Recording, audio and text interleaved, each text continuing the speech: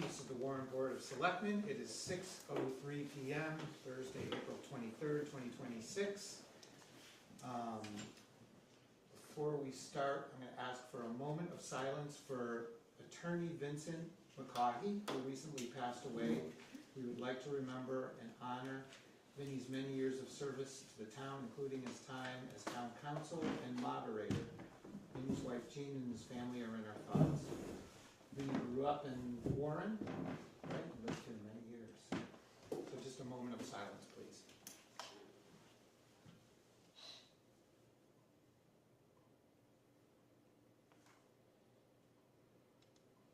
Thank you. If we can have everyone stand for the pledge. I pledge allegiance to the flag of the United States of America and to the republic for which it stands, one nation, under God, indivisible, with liberty and justice for all.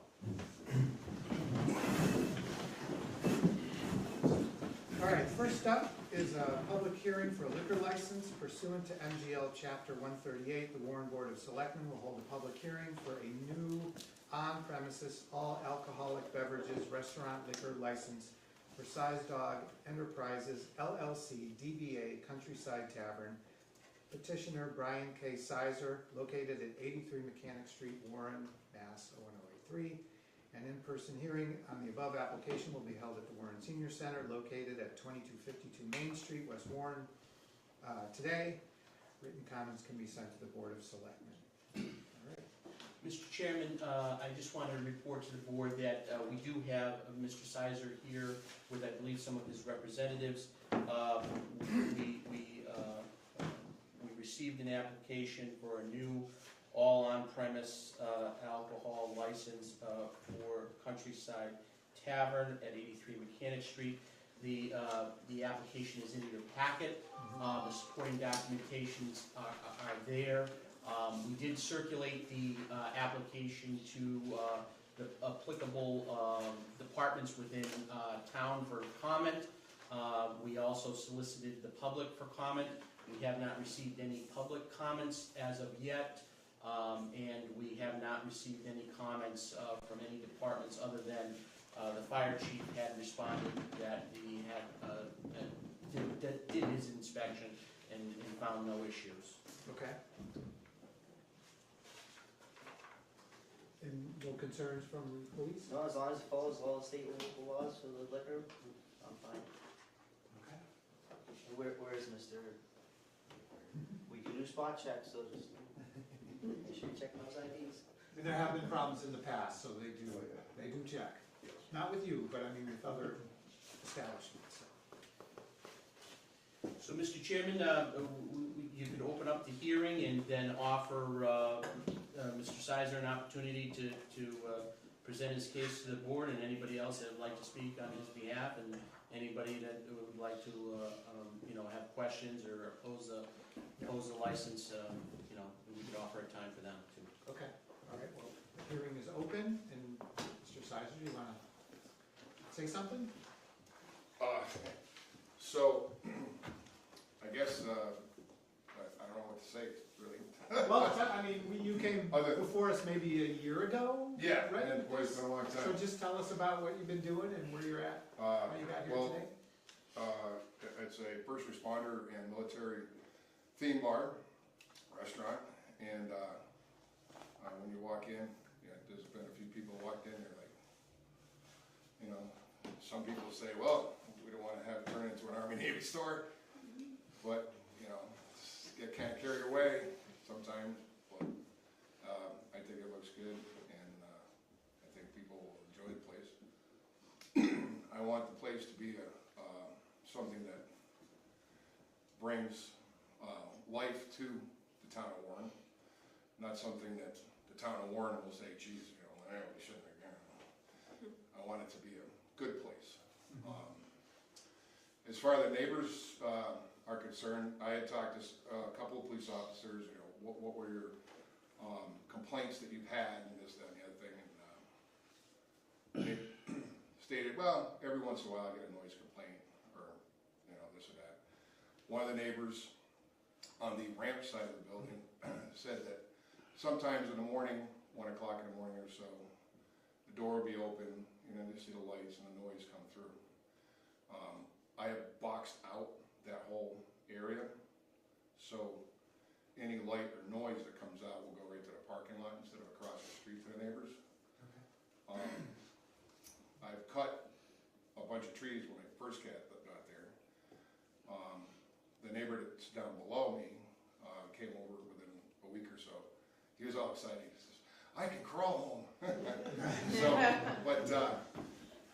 And I told him at the time, I says, "Listen," I said, "I'm going to plant bushes and stuff." He goes, "Oh, you're not doing it." I said, "No," I said, "You need your privacy, so I'm going to take care of it." I want to be a good steward to the town, and hopefully it's going to be a draw for the town, and we all make out. All right. Any questions? Nice to have you back. It's been a while. I remember our last conversation. You were heavily into the Army, but you did say you were going to welcome Marines into your establishment too. You certainly even. That may be a good thing, but Eddie's also understand Marines can drink heavily also, so be careful what you wish for. So actually, I thought about you today. My friend Liz had gone down to Hobby Lobby. Hey, everybody. And so she picked me up a Marine sign. Nice. And there's You're actually covered, don't worry. there's actually quite a bit of Marine stuff hanging, so you'll enjoy that. We'll feel at home in there then. Mostly World War II side of the box, Very but good. the greatest generation. Absolutely.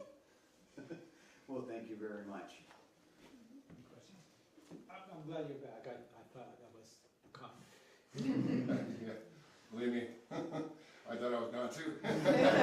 Quite a few times. And actually, it was funny, a couple weeks ago I was looking, I think it was before I actually bought the place, but it was looking like it was going to be a success in buying it. Amazon and myself are quite love-hate relationship, and my friends have trying to orchestrate some kind of a intervention between me and Amazon. With that said, there was some wall art that I got, and amongst all the wall art that I had seen at the time, two stuck out, and one was a firefighter standing, and you're looking at his back, and he's looking at just a big wall of flame, holding an axe and stuff. And then the other one that I saw was the Marines at Iwo Jima raising a flag. So a couple weeks ago I was looking at it and I'm like, it's like kind of fitting. I didn't hear any police stuff here. So there's a pair of handcuffs on the wall. There's a little fuzz on them though, so I'm not quite sure something that you guys would use. But so anyways,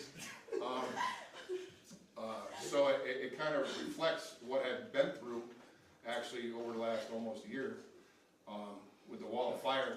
You know, that's what I walked into, and now I'm getting close to the Iwo Jima side where they're raising the flag, and it just kind of came to me. The place is haunted. So it's, maybe the spirits are driving me, but hey, if everybody gave up, which I've thought of quite a few times, then nothing gets accomplished and nothing goes forward. The Marines, if they gave up, then Iwo Jima would be still in Japanese hands. So, Different world. All right. I think the important thing is how late are you open on Thursdays? what time you open? Oh, that's right. That's your Friday night. Yeah. I'm hoping to be. I'm probably going to shut. I'm going to try to get the food all the way till 1 o'clock, and then probably shut the food down at 1. Last call, probably 1:30, somewhere in here. Okay. So. Great. No worries. All right, any other questions? You No, just sir. asked for questions, I raised my hand. was just asking these guys if we're all set. No, he was understanding that you opened up the public hearing. Yeah, not yet, but now we are. Go ahead. You're gonna be serving food at 1 o'clock in the morning? Yes, sir. I mean, as long as there's no regulation against it. That's kind of a little bit uncalled for. It's a neighborhood. It's always been a neighborhood bar, things of that nature, but serving food at 1 o'clock in the morning, I think is kind of a little ridiculous in my opinion. I lived there for 26 years. It's always been a bar. I don't have a complaint about that, but if you're gonna be serving food at 1 o'clock in the morning, what time the bikes gonna be leaving at 2, 2:30 in the morning, 3 when they start up? I mean, it's summertime, it's getting loud, things like that. That would be a concern. In all due respect. Okay. I mean, I never expected a question like that. My only thing is, I would say that, you know, for somebody drinking, to be eating would probably be a good, Well, Good hopefully thing. you're not serving them so they're going out of the door. Oh, no. Either, so we wouldn't have that problem. no. But that just brings a host of other problems at food at 1 o'clock. Just my personal opinion, being there for 26 years, we've never had food there for, you know, after 10 o'clock at night. So I think that's kind of, It's also pub fare, it's not like steaks or anything. Yeah, it's not like why a I'm here to ask restaurant. questions now, Yeah. that's what, no, I figured it wouldn't be a restaurant. It's always, it's always been a pub bar. So I have no problems with that, it's always. I would say just this is a new experience for you, right? Oh, As you go along, just be aware of the environment, I guess. oh, absolutely. And if people have an issue, I would hope they come to you first Right. and say, look, can you do X, Y, Z, or this is a problem, Correct. right? And I have an open door, like, I have no problem with anybody coming in and saying, you know, we have a problem, and we'll address it, and we'll do No, what we it's have to gonna be do. a learning curve, and like I said, I see you did a great job with the trees, things of that nature. Like I said, it's always been a bar, I have no complaints about that. But when you're saying food, things like that just kind of changes the atmosphere and things like that a little bit more, maybe, I don't know. We'll see, like you said, it's a learning curve. Yeah. Mr. Chairman, I will say this, on Mr. Sizer's application, his hours of operation, he lists Monday through Saturday, 10 a.m. till midnight, and Sunday, 11 a.m. to midnight. Oh, okay. That's what you listed on your application. Okay, I thought it was, What are the hours for Warren's, for alcohol to be served in Warren? Well, it depends on, you know, on the license. Yeah, well, I lived in Warren my whole life, and I don't know what time the bars are normally changed. I'm not up that long. But what, Yeah. like Munson, Palmer, where everybody's towns have different hours of operation. What's Munson's? Just because I've never. I don't know, it depends on the licensing authority as what they set the, you know, Yeah. their I literally, I just don't know what time Is that a state thing? So, Warren shuts down at. What's that? for as far as hours of operation to serve alcohol, is it, you could do 2 o'clock in the state? Well, But the then it state, come we down to usually, you guys yeah, to make your decision if we want it that late or Correct. not? correct. Oh, okay. Okay, so. I just didn't, when I was younger, I know we'd leave one town at 1 to go to because the next town, last call was at 2, but I just didn't know what Warren was. Cause It depends on the licensing authority, Yeah. yeah. So basically, at the end of the day, you guys are gonna make the determination of exactly how late Mr. Sizer can sell Well, alcohol? It's already been Oh, determined. that's already been. He put it in his application, Okay. yeah. Oh, yeah. I just didn't know. Yeah. I would. What page is that, Jim? That's on the licensing authority certification. You have a page number. Second to last. There's page numbers at the bottom. There's no page number on this one. Second to the last in that section.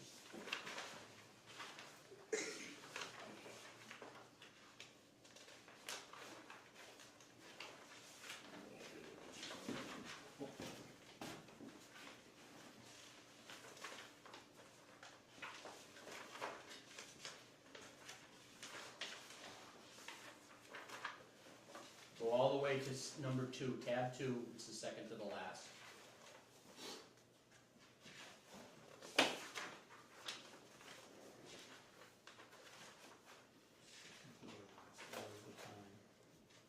Yep, 10 a.m. to midnight. Okay. Yeah, so it is midnight. that's on Sunday? All the time. Every day. Monday through Saturday, and then Sunday. The only difference is you have a Start an hour later. starting an hour later on Sunday. Okay. So I Now, guess, is that something that's gonna be adjusted at a later time, or? Sure. yeah, with, Okay. yeah. Because my lawyer might have filled that out, and I might have overlooked that part of it. Sure. I mean, if, you know, it needs to be adjusted, you can come back to the board and the board can hear that. Okay. All right, thank you. Any other comments from anybody? Yay, nay? Okay. Oh, my name is Michael Sweeney, right here, Larry, West Brookfield. I'm his chef. I've got a couple restaurants that I've done, and one of the things that we were trying to do, because it's always been a bar, and there's another bar in town, and there's not a lot of restaurants and stuff, was to really concentrate during the day up until supper time, 7, 8 o'clock, is to make it a destination. Bring people in from outside of the area to patronize the place, not just as a bar, but to have local products, some different things that we don't have around here to bring into the restaurant, to get outside people to come in during the day. As far as the bar side, that's his thing with, you know, the music and entertainment from, you know, after supper. We want to kind of start off doing like Friday night dinners, where it's a cheap meal for a couple to come in, you know, have something to eat, besides our regular menu that we're gonna have. Just, you know, just to make it more of a draw, not only for the community, but for outside too, people to come in. I've worked at a couple restaurants that are in the middle of nowhere, and we get draws from both Springfield and Worcester because of certain items on the menu, so, thank you. Kids friendly? What's that? Kids friendly? During the It's a day. bar. But during the day. He's Yeah. saying, making that difference. Yeah.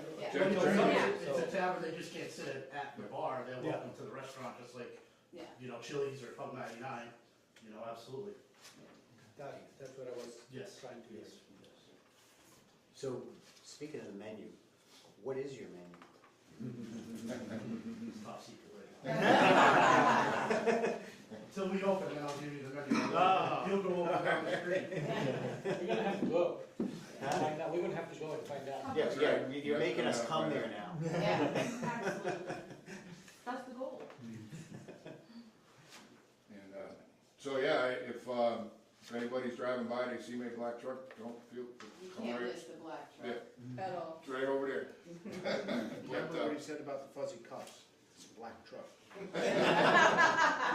Damn it. So, yeah, feel free to stop in, say hi, walk around the place. You know, obviously, I'm not open yet, but don't let that stop you. When do you see that happening? I'm hoping by next month. So, May? yeah, Maybe? maybe. A lot of regulations to go through that and I was kind of unprepared for it, so. But, There's a lot to it. yeah. All right, let's do this. Anything else? All right, I'll make a motion. Is there, you should ask if there's anybody here to speak in opposition. Well, I did ask for pros and cons. I don't hear any cons. No See menu. none. Yeah, no menu, okay. All right, close the hearing. Yeah, okay, so I need a motion to close. I'll make a motion to close the hearing. Is there a second? Second. All in favor? David Dufresne, aye. Derek Bailey's aye. Richi Hacker, aye. The hearing is closed, and now we can vote on the license. Is there any? Yeah, you can sit, sorry. Sorry. Any discussion, any concerns? I think it's a great opportunity. It's been closed for a long time. It's good to have the business in town. He seems like a very respectable gentleman. Yeah. That respects his neighbors. He's gone to his neighbors, discussed it. He's into it. A little disappointed he hasn't really addressed the Marine Corps issue. There should be more in there. But I understand, he's a little biased on this. That's renewal time. Renewal will be a different issue. We're gonna have a flow chart on where it is on that point. The menu would be a great opportunity to see what's there, you know. Whether it's burgers or prime rib is a big difference too, you know. But either way, I think it's a great addition to the community, and I think he's gonna be a great businessman and a great opportunity for the whole town, and he's gonna be bringing employment to the town and tax revenue, and, Yep. you know, I think, yeah, it's a good job. All right, you got anything? Yes, indeed. I'll concur with that. All right, so I need a motion to accept the liquor license, right? To approve the license Approve the license. as submitted for Monday to Saturday, 10 a.m. till midnight, and Sunday, 11 a.m. till midnight. So I'll make a motion to approve the license for, what are we calling you guys? Still Countryside? Or Size Dog. Size Dog Enterprises LLC. DBA Countryside. DBA Countryside Tavern from petitioner Brian Sizer, located at 83 Mechanic Street in Warren, Mass. Okay, is there a second? Second, All in favor? David Dufresne, aye. Derek Bailey's aye. Richi Hacker, aye. Motion carries. Congratulations. Thanks. You're in business. Thank you See very you much. in a month. Yeah, We'll come I down. hope. I should have a grand opening. Yes, there will. Seriously. I Let us know. will post that and let people know. Yeah, yeah, We'll get the newspaper there. Oh, yeah. You So- can wear River News. so, just out of curiosity now, now that I own property here, can I vote in town now? No. No.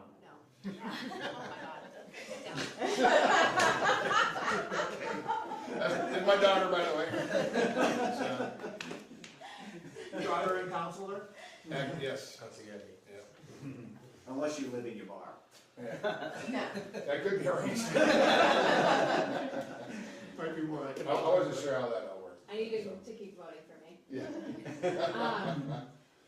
Is there just an expected timeframe on the turnaround for the license? Yeah, so what we'll do is we'll submit everything to the state, starting tomorrow, and if there's any other, fees that need to be collected, Christina will collect those fees for the advertising costs and the license, and then we can submit everything.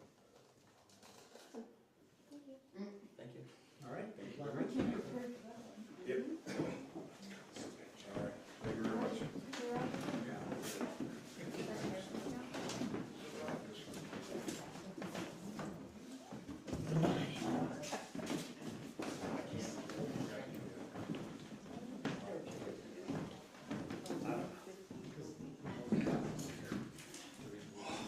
You bring quite an entourage with you wherever you go.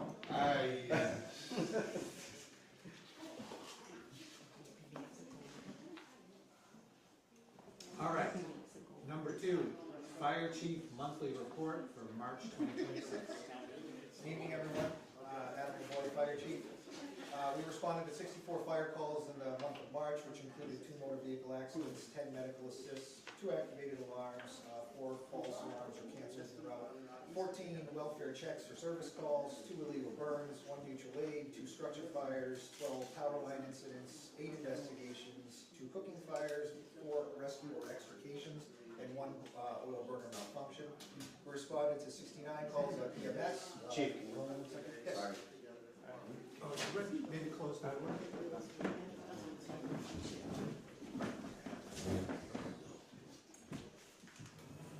It's gonna be coming up on the so people are gonna have a hard time hearing. Yeah.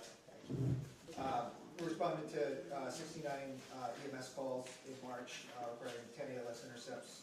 We went to Bear twice, mutual aid, to cover their town. We completed 7 smoke and CO inspections, 1 with the propane inspection, 1 sprinkler repair permit was issued for Serport.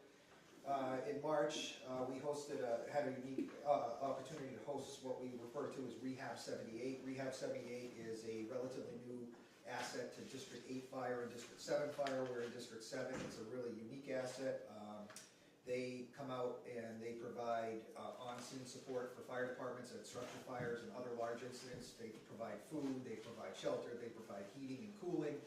They provide support to fire victims with clothing and toiletries and other things like that. They supply dog cages and animal cages, and so they have a huge assortment of stuff that has become very handy for us to call out. We've had them out for 2 incidents here in town since they've been employed for about the last 6 months. So they came through, they ran through all of they have 2 trucks, which were both donated.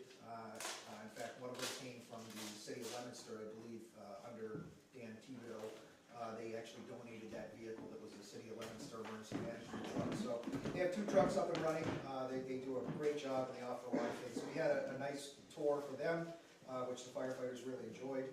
And then in terms of EMS, we trained on new protocols which are becoming into effect in June of 2026, as well as what's called capnography, which is the measure of patients' carbon dioxide output to make sure that we're putting airways in the right place. They're requiring capnography machines, which we're currently fundraising for right now. So we're working on that. So it's been a busy month in March, but forging forward. All right. Any questions? Sir? Good job, Chief. Thank you. Thank you, Chief. All right. Police Chief Monthly Report, March 2026. Thank you. For the month of March 2026, the police department logged a total of 1,406 calls for service, investigated 4 felonies, had 81 incident reports, 4 review arrests, 3 warrant arrests, 33 summons arrests for a total of 40, 1 protected custody, 0 juvenile arrests, 107 motor vehicle stops, 56 citations, and 4 motor vehicle accidents. For the month on the 2nd, I attended a meeting with our regional dispatch center. On the agenda for this meeting was a demo of our new RMS system that's going to be rolled out in October. They're getting rid of the IMC system we have. We're going to Hexagon. That sounds Police are, yes. yes. Oh, you're not going to that? No. Oh, No. Fire's different. they're different. Sorry. On the 3rd, I attended my monthly Homeland Security meeting.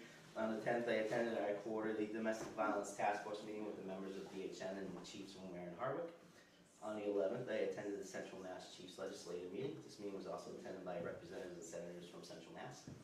On the 12th, along with members, other members from the town, we attended the Palmer Town Hall in regards to the Palmer Motorsports track. On the 19th, I attended the Massachusetts Chiefs of Police event in Sutton. On the 20th, I attended Reading Day at the elementary school where I read Robert the Police Horse to the kindergarten class. Also on the 20th, I submitted 2 articles for a town meeting to the Town Administrative and Finance Committee. On the grant front for March, we were awarded a traffic trailer from the state. This trailer, once in, will be used at specific spots that the state specifies at. And I have to report those findings to the state also. Also, Officer Tantilla secured a grant from the Child Passenger Safety Education Assistant Program. That grant gave us, I forget how many car seats he got, but we do have several car seats. How many? It was 12. What is it? Several car seats that we got, ranging for age. So if anyone in town is in need of a car seat, get a hold of me, Officer Tantillo. Officer Tantillo is a certified car seat installer, so we can also install it into the vehicle for the people. And finally, for trainings in March, Officer Tantillo attended the basic crisis and negotiation training. Sergeant Williams attended the Principles of Investigation Management and Supervision, and Officer Shea attended the Advanced Motor Vehicle Law class. All right. Any questions? Good job. Thank you. Good job, sir. Thank you. All right, number 4, discussion with possible vote on a 3-year contract renewal between the town and Gerald Millette, Police Chief. Anticipated vote. Thank you, Mr. Chairman, members of the board. Before you this evening is a report out of the executive session for a final review and vote on the successor agreement for the police chief. His term of agreement is set to expire June 30th of this year, and a successor agreement has been reached between the board and the chief, and we are looking for ratification of that agreement. All right. Well, any discussion? Do you want to make a motion?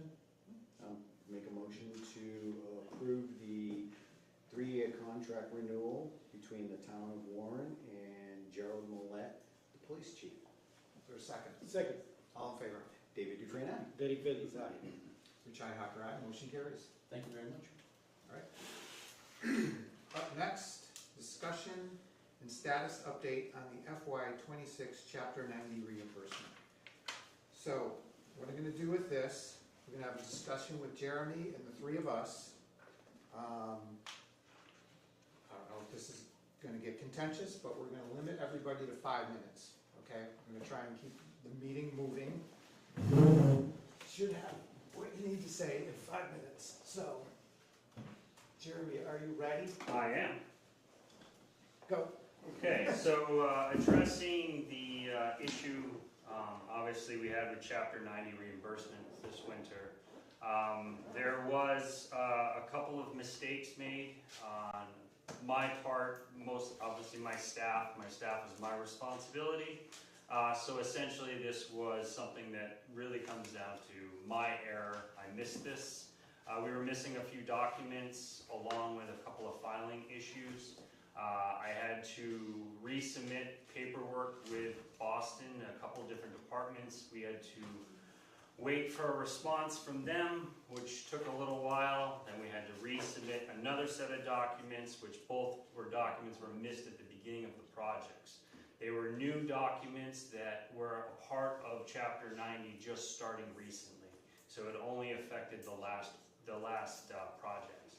So we basically got all the paperwork through, finally received everything, was submitting everything to Northampton, to our state district office, where we then ran into a lot of delays from the state's system that they uploaded.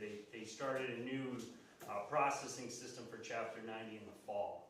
And there was some pretty good flaws in the system that they did not inform us of. So we were submitting documents, it was showing up on our end of the system. It was in our computer, downloaded like they were loaded. When we sent it off to Northampton, our documents were not going to Northampton. So they kept coming back to us. There was back and forth. Why are you, we're submitting this, why aren't you getting it? Well, then they would get one or two, which we found out we accidentally went around their system and was able to submit a couple of them. Ultimately, we ended up having to have a Teams meeting with them.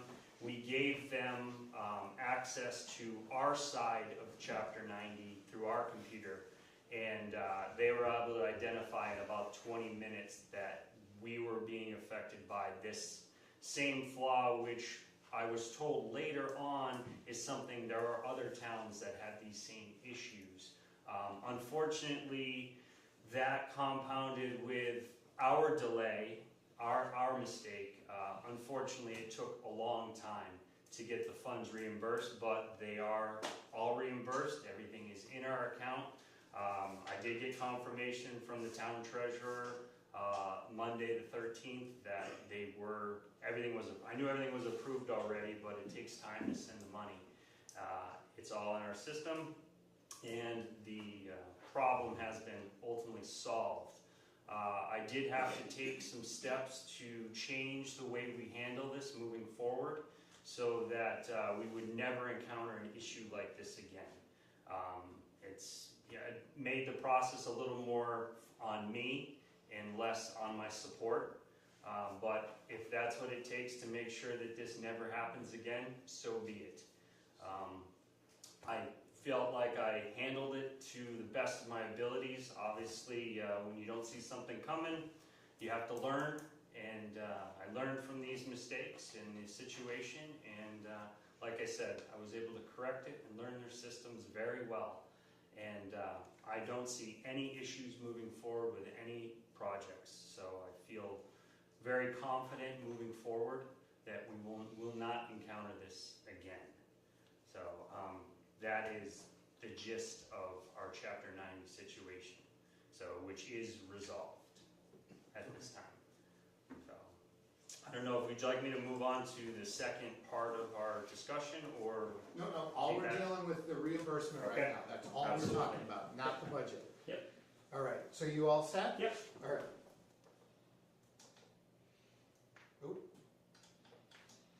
Okay, do you want to go next, or Derek can go next? I'll go next. Go. Thank you very much, Jeremy, for coming in and meeting with us.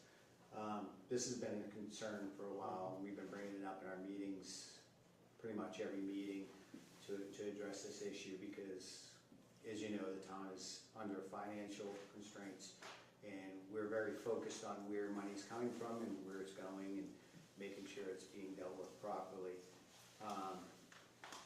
Yeah, I wish we could have talked sooner, because it probably would have relieved a lot of concerns we had in the future.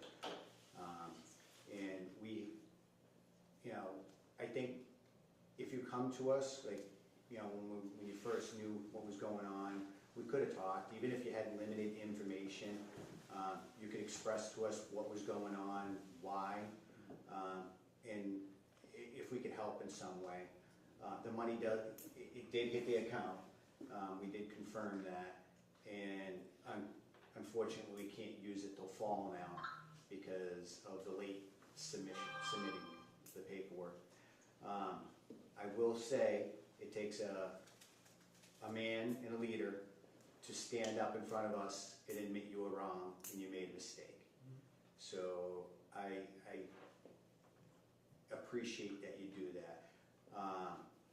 You know, in the future, you know, and you said you learned from it in the future, I hope you come to the board when you know there's an issue and address it immediately, so they don't have to keep on asking. I know it's hard to say you're wrong sometimes, and you know, talk to others and say, hey, I screwed up. But sometimes that's what we have to do as leaders, and we learn from that, build on it, and make sure it doesn't happen again.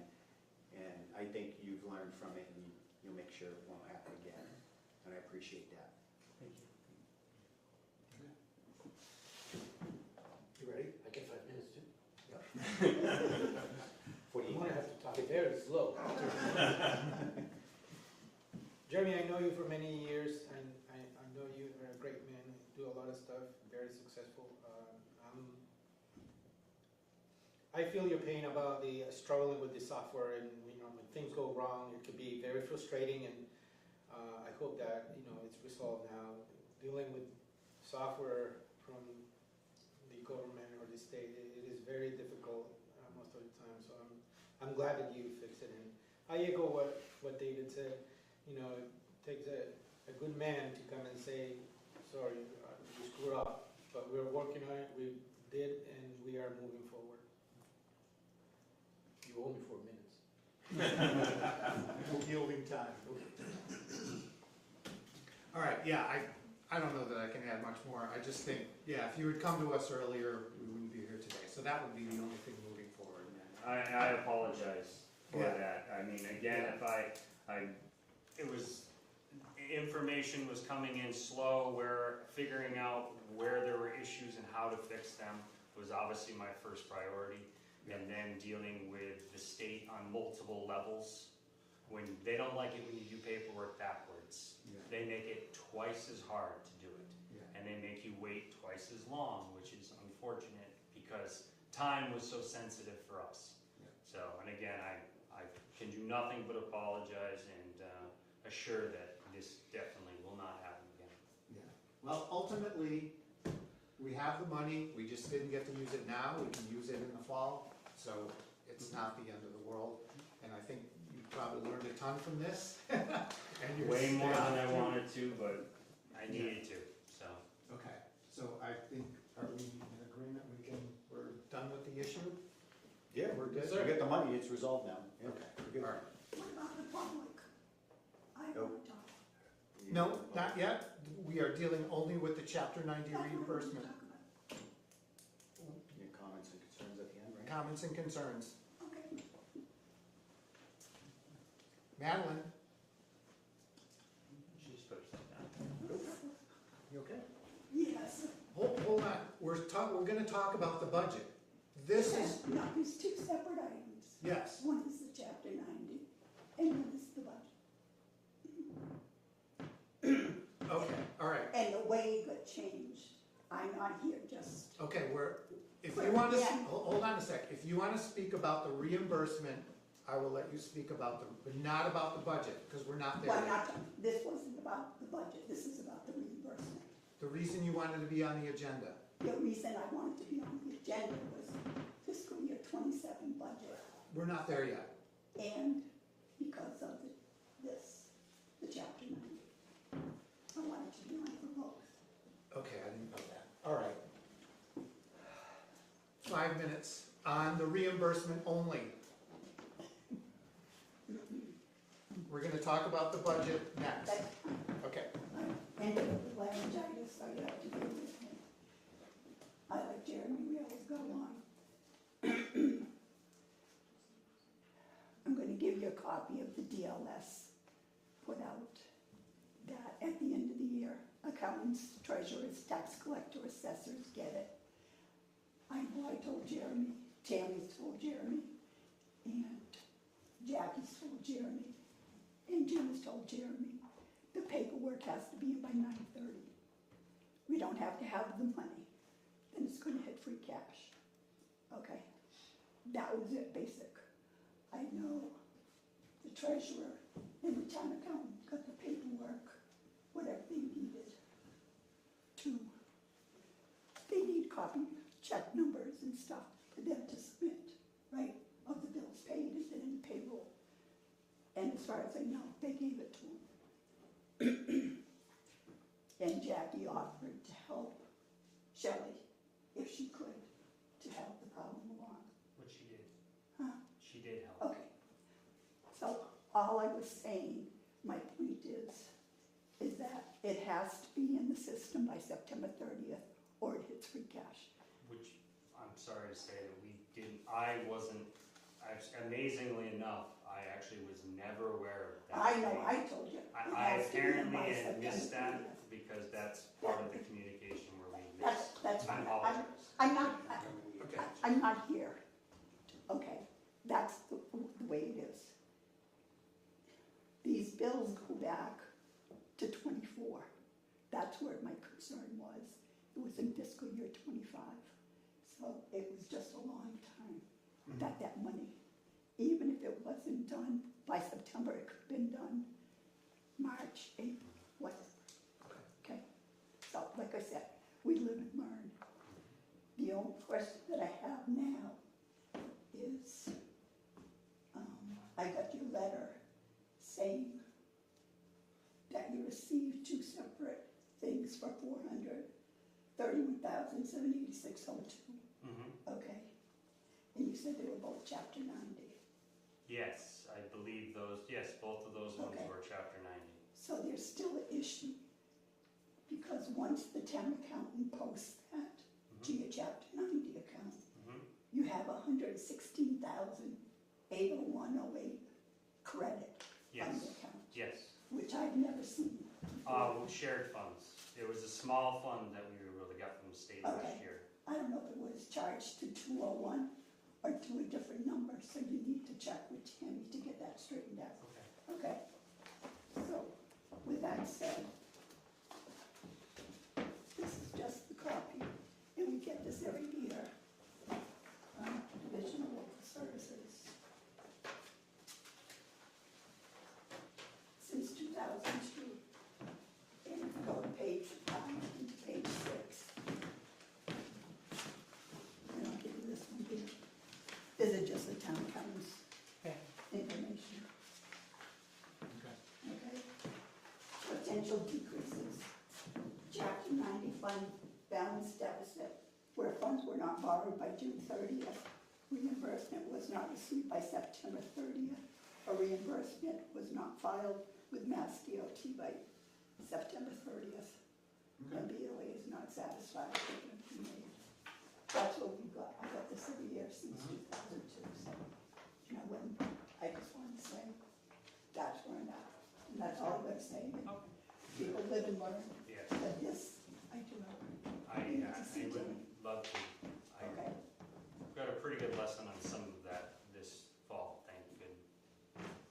Okay, so you understand the issue? Yes, I do. This was part of what there was an issue because we didn't. I guess obviously there was a miscommunication somewhere along the lines of these dates and when these certain things were due. And again, that's part of this whole process is learning where there was mistakes that will never be made again. Okay. And that's, I understand it very well now. Okay. All right. All right, great.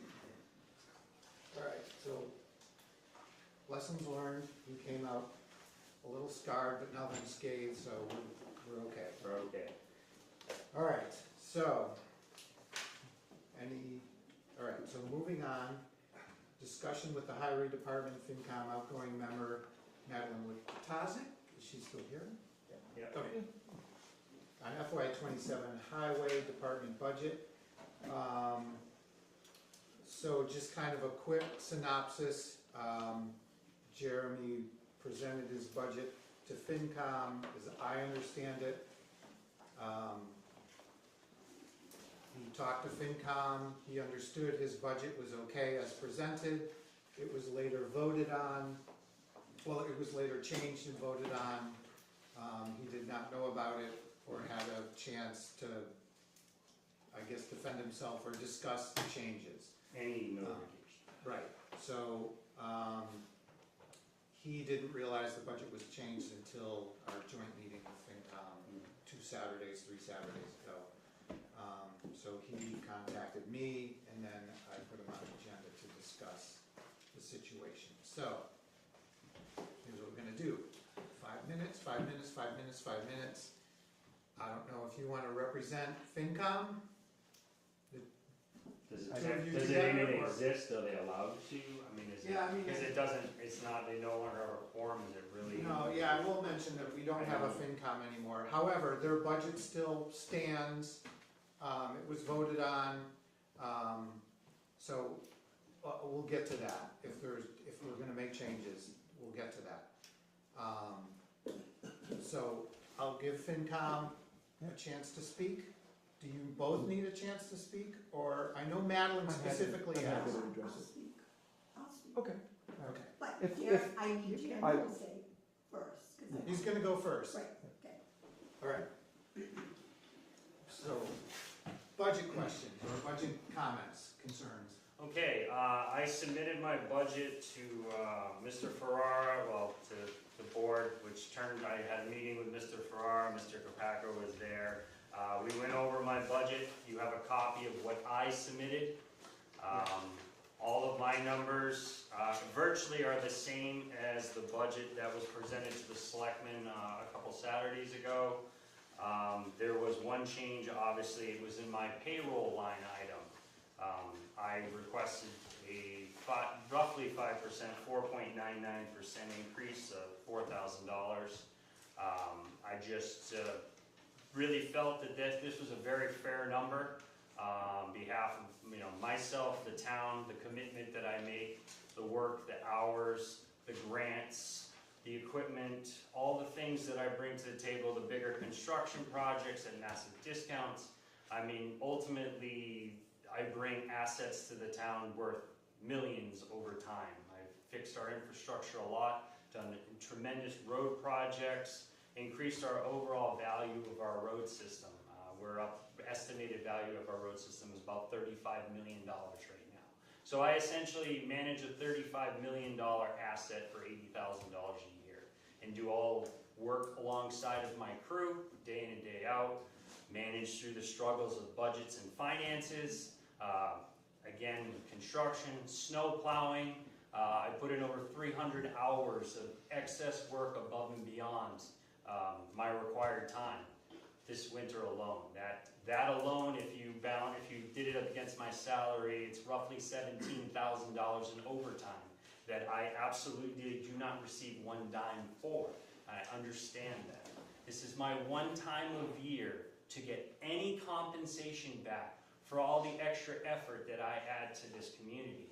And I mean, just the grants alone, I'm working on a $234,000 grant from last year. I just submitted $565,000 worth of grant applications upcoming.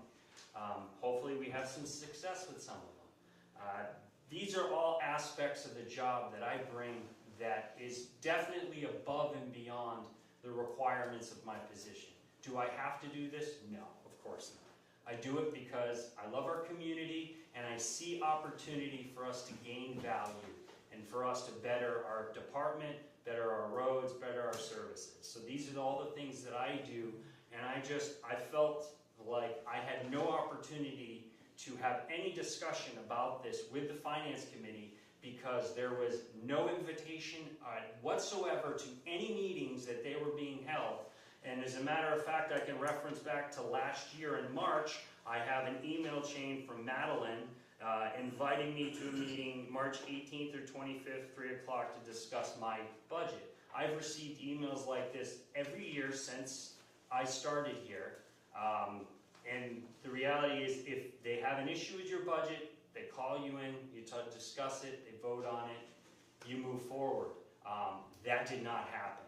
And for that reason alone, I felt like this was very necessary. It was not handled properly. I'm very upset actually by it. Offended that it didn't, at least I didn't even have an opportunity to speak until right now. Again, it's a compounding thing where it's why, what was your justification? Well, I never knew because I never had an opportunity to hear it. But I definitely felt like I put the above and beyond. And then I also noticed another thing with my budget that was actually kind of upsetting. The budget that you guys received, the copy, had a FY26 total budget spend of $820,133. My actual budget, because there was an article passed to create a new line item for part-time on-call salaries, which was $18,000. That was left off this copy of the budget that you received. So with the negative $18,000 not being in that line item, it showed my budget as $18,000 less. Well, when I submitted my budget this year, that $18,000 dropped into this year's budget, plus they moved my part-timers to that line item. And with all that happened, it shows my budget as an increase of 4.47%. Yep. My actual budget increase was 2.5%, or actually 2.46%. Yep. So the fact that my budget was also presented like I'm spending double the money that I was asked not to spend, so I did very well. I try to keep it there. Yep, okay. All right, you can talk about that too.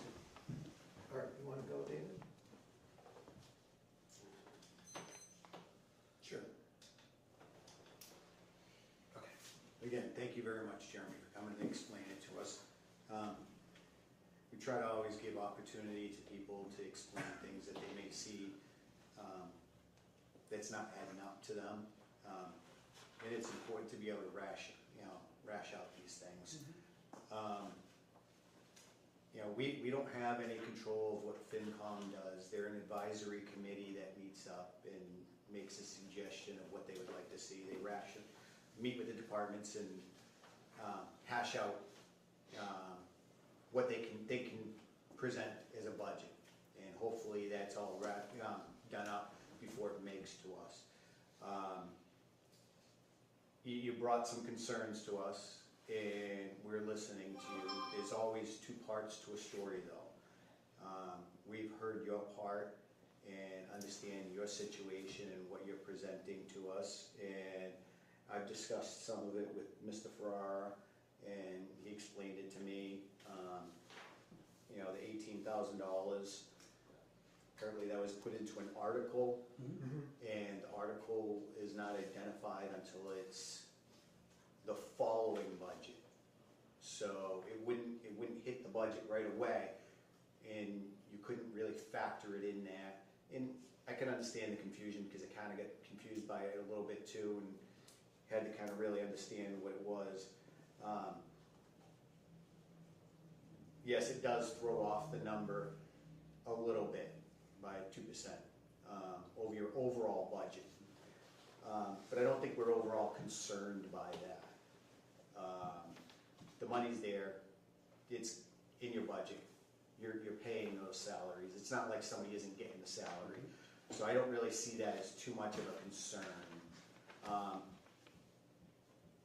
And it could be rationalized either way, that it should be there, it won't hit until the following budget because it's an article. But overall, you got the money, it's in there to pay those employees. I don't have much to say. I'm listening to what your side is, and I understand your concerns, and I'd like to hear what everybody has to say before I really kind of get into the nitty-gritty on this. I was gonna say maybe we should have gone with Madeline next. Yeah. Do that? Okay.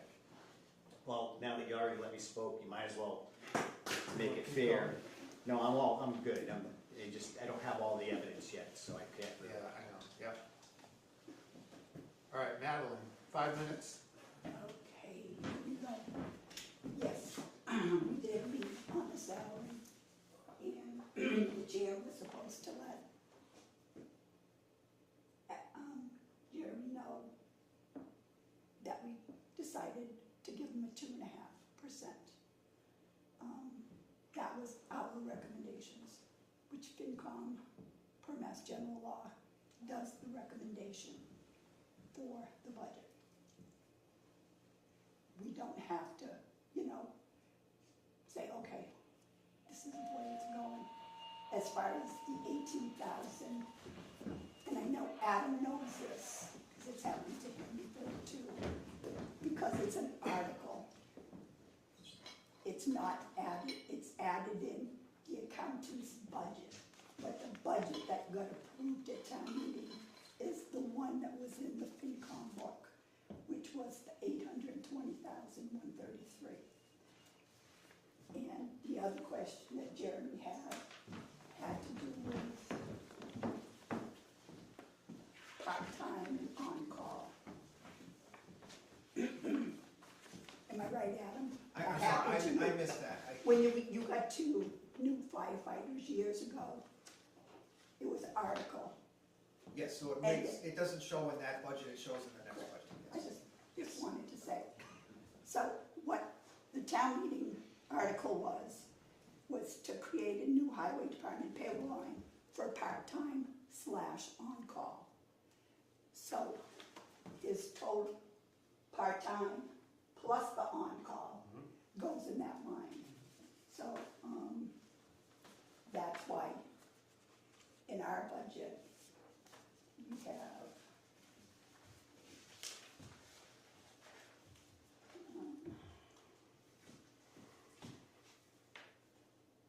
$61,433.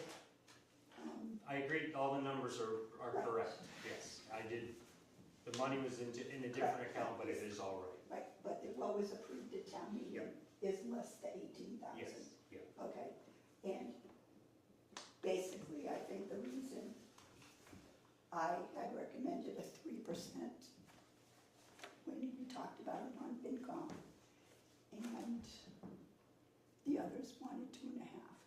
I thought 3% was fine because most of the departments always get a 3%, especially with the amount of money, with the problem with the Chapter 90 reimbursement. The invoices, some invoices, it's just dated December of '24. We just got the money, it's almost 2 years, a year and a half. And that was my deciding factor, is that I'm not saying he doesn't do a good job, but this was a big hit to the town. And that's why this is what happened. Also, we can take our vote, put out our budget.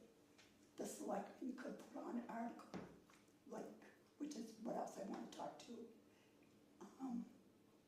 Or Jeremy himself, as a taxpayer, a voter, can put an article on himself. So just because this is what we recommend, doesn't mean that you can't put an article on to give him the other 2.5% or himself. Yep. Anything else? No. I do want to talk about the budget again. Yeah, we're coming to that. Okay. You wanna go, or you want me to go? I think Ray wants to say something. Well, I thought she was speaking for FinCom. The agenda said Jeremy, FinCom, and Madeline. I'd appreciate a chance to say something because there's things that need to be said, yeah. Okay, 5 minutes? Ray Capaccio, Chairman of the FinCom Committee, the Finance Committee. I just want to make sure the public knows some of the things that were said tonight. While I'm pretty accurate, there's a couple other things that need to be added. First of all, I want, Jeremy should have been contacted by the FinCom committee, and I want to take full responsibility for that. That was my job as the chair. I should have given him the courtesy to reach out and just inform him of it. There were reasons I didn't do it, which I'm not going to go into right now. I had a discussion with Jeremy after all this came to light 2 Saturdays ago, and explained everything to him personally, and so I just wanted to be able to do it publicly too. I apologize to Jeremy for my oversight and lack of duty to notify him to courtesy. I didn't need to do it, but I should have, and I fully acknowledge it. It's not the chair, it's not anyone's fault but mine, ultimately, and so I take that full responsibility. So I do publicly apologize. I apologize privately to Jeremy in a conversation we had, and I'll do it again now publicly. The reasons why we went with 2.5, Madeline's already pretty much addressed. I don't think I really need to rehash that. But I just want to add a comment that Jeremy's rationales for why he wanted the 5% raise were fully elucidated when he met with our town administrator and myself. We didn't invite Jeremy explicitly to come and restate those explanations, which you all heard tonight. It's the same rationales. And from Jeremy's perspective, I understand the rationales. They're valid, if you will. It's his perspective. The FinCom took a different perspective about it. Not that not saying whether he's doing a good job or not. This is no way punitive. If it was going to be a punitive thing, we would have said 0. It's not that. But I will say this. Jeremy's overall increase in the last 5 years has been 40% with the 2.5%, not the 5, but with the 2.5 that the FinCom voted on. His increase in the last 5 years is 39.78%. If you go back 7 years, it's even a considerable amount more. Social Security increases in the last 5 years average are total 25.2%. The private sector being generous, because it's hard to do that without, you can't get really solid numbers, but a generous estimate, very generous. The average is really about 4.2 a year. I did 4.5, that's 24.6%. Jeremy is very well compensated for the position, okay? That's the FinCom's position. Because his staff is only getting 2.5%, we thought, let's go with the 2.5. And for the other reasons that were spoken about, that was one of the reasons. The other one, the Chapter 90 money was a factor. That's all been addressed. I'm not trying to rehash it right now.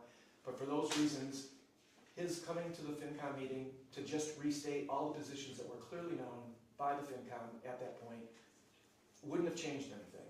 Now, again, I don't want to belittle that he should have been notified about it. There was another reason that we didn't contact him at that point.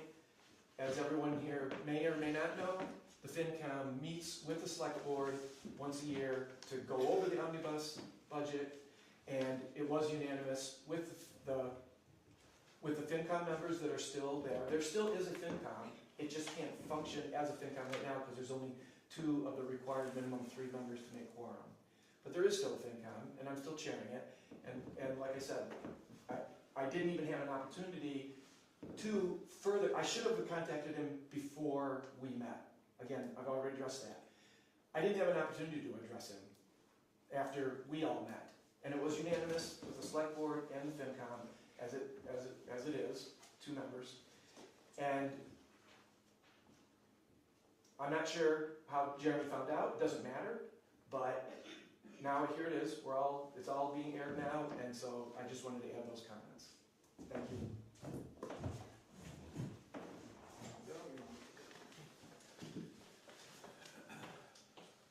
Okay, I got 4 minutes to basically respond, to get 2 questions.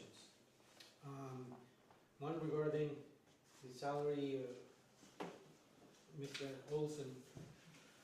I remember we kind of like revisit this problem about salaries and try to be around the town, so we kind of like put up the price of the salary so it's competitive around here because it was too low. I remember something about it. I want to ask the town administrator if he has an idea of what is the average salary for a highway department director. You know, I've been asked this question quite a bit, and to be honest with you, it varies, okay?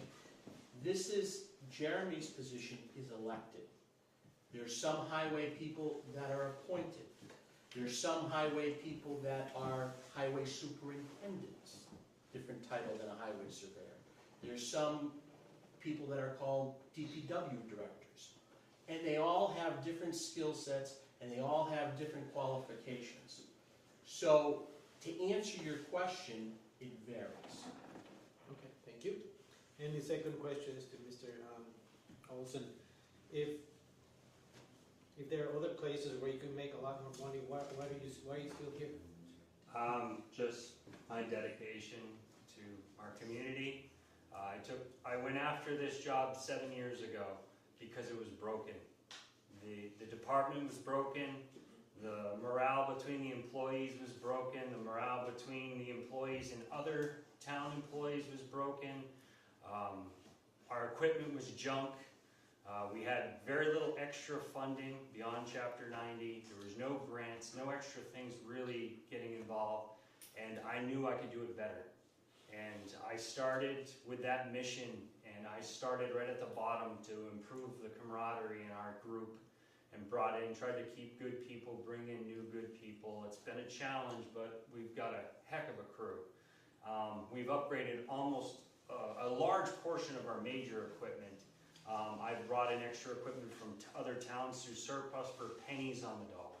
I've used $1,000 here, $10,000 there to bring in hundreds of thousands of dollars of equipment. These are all things that I've done to build this, and now I have all this commitment. I have all my time and energy here, my passion, my love.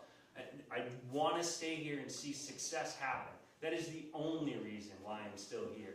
Because if it was truly about the money, I've had 6 offers in the last year and a half. I have 2 standing offers on the table. Both ones are a lot more money. Don't want them. Great, thank you. And as I understand, some of your staff they work extra hours and they get paid for it, and you do a lot of extra hours, but you don't get paid for them. Correct. They all work very similar hours to I do.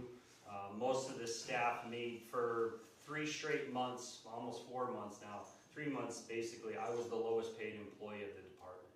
So I do everybody's payroll, believe me, people were doubling my check on an average basis. And that's why they get 2.5%, which is a little raise to them, and I ask for a little more because I don't get overtime.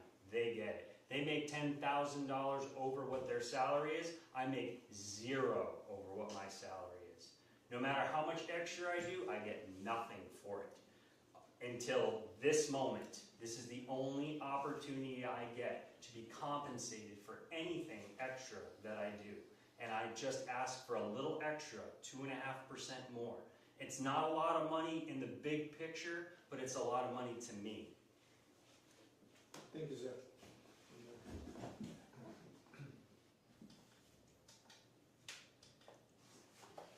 All right, I did a little bit of research. I found typical highway supervisor salary range to be 75 to 85K. You know, who knows if that's really accurate, but you would be at the top. Depends on your responsibility. Yeah, you would be at the top end of that. I don't have a problem with 5%. I work with Jeremy on the Community Development Advisory Committee. So he's doing the highway stuff, he's doing that committee, he's chair of that committee, you're on the levy committee. So, you know, as an elected official, you don't have to be on either of those committees. You could say, screw it, I'm not gonna do it, but he does it. He's worked hard on the MVP, the HMP programs, bringing in grants. And frankly, I don't wanna lose you. So, if we look at your budget, with the 18,000 in, which I know it's the approved budget, doesn't have it, but the sort of actual budget includes that 18,000. his budget increase does go down. With the 5%, it's a 2.46% increase. So on a budget of $856,000.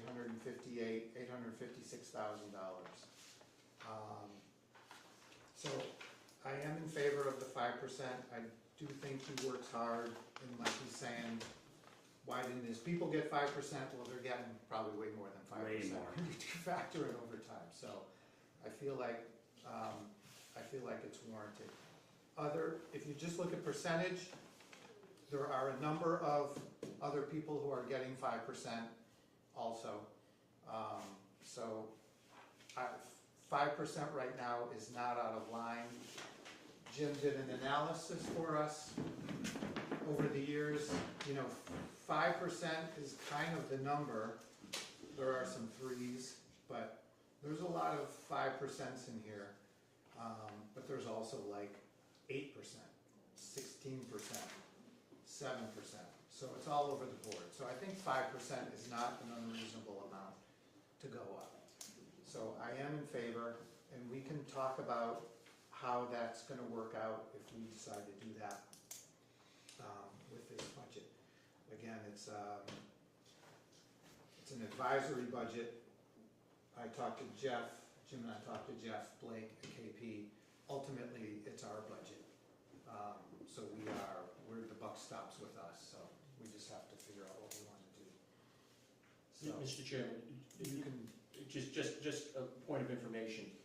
On Jeff's comment, you still would have to present the Yes. FinCom's budget. Yeah. Okay? But It's yes, still on the table. if you wanted to make a change, you would still have to let the public know how FinCom Absolutely. did that. Yeah, and we'll talk about how that works. Yeah. When we get to there. Okay, so what I'm gonna do, does anybody that hasn't spoken have a comment? And can you keep it to a minute? Or two? Would you be okay with a minute? Yes. All right, let me dial this down. Go ahead. Just say who you are. Yeah. I think you all know who I am. I just think it's appalling that we're putting Jeremy through this. We're nickel and diming one of our best employees, our town manager, the fire chief, and the police chief. We would never do that to them. And the fact that you people are doing it is appalling. The man brings in hundreds upon thousands of dollars of grant money. The equipment he inherited was appalling. Men breaking down in the middle of snowstorms. Through his contacts in the state, he's brought in equipment for pennies on the dollar, saving the town thousands of dollars. And to nickel and dime him, it reminds me of a wonderful person named Becky that they did the same thing to, and it was appalling to me, and I'll say the same thing. You can't do this. You take care of the people that take care of you, the hours that he puts in.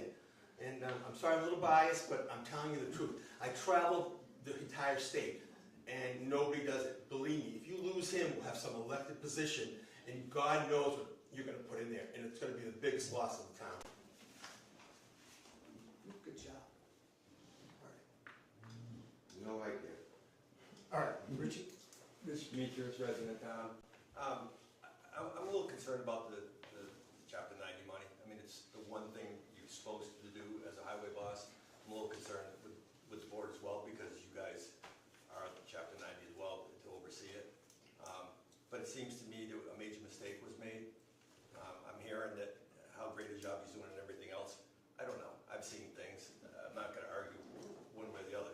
But I just think to give everybody else to get 2.5 and to give someone 5% that made such a major blunder on a major part of this project is like rewarding somebody for doing a shitty job. And I think, maybe next year if he wants to put in for it, we readdress it if he has a good year. But I think there should be some consequences. The taxpayers took the hit on this right now. And, if it was a private industry and I had screwed up like that, I'd have to take the money out of my budget somewhere else or do something else. Where in this case, the taxpayer took care of it. So I just think, it's a little bit much. You all set? Anybody else?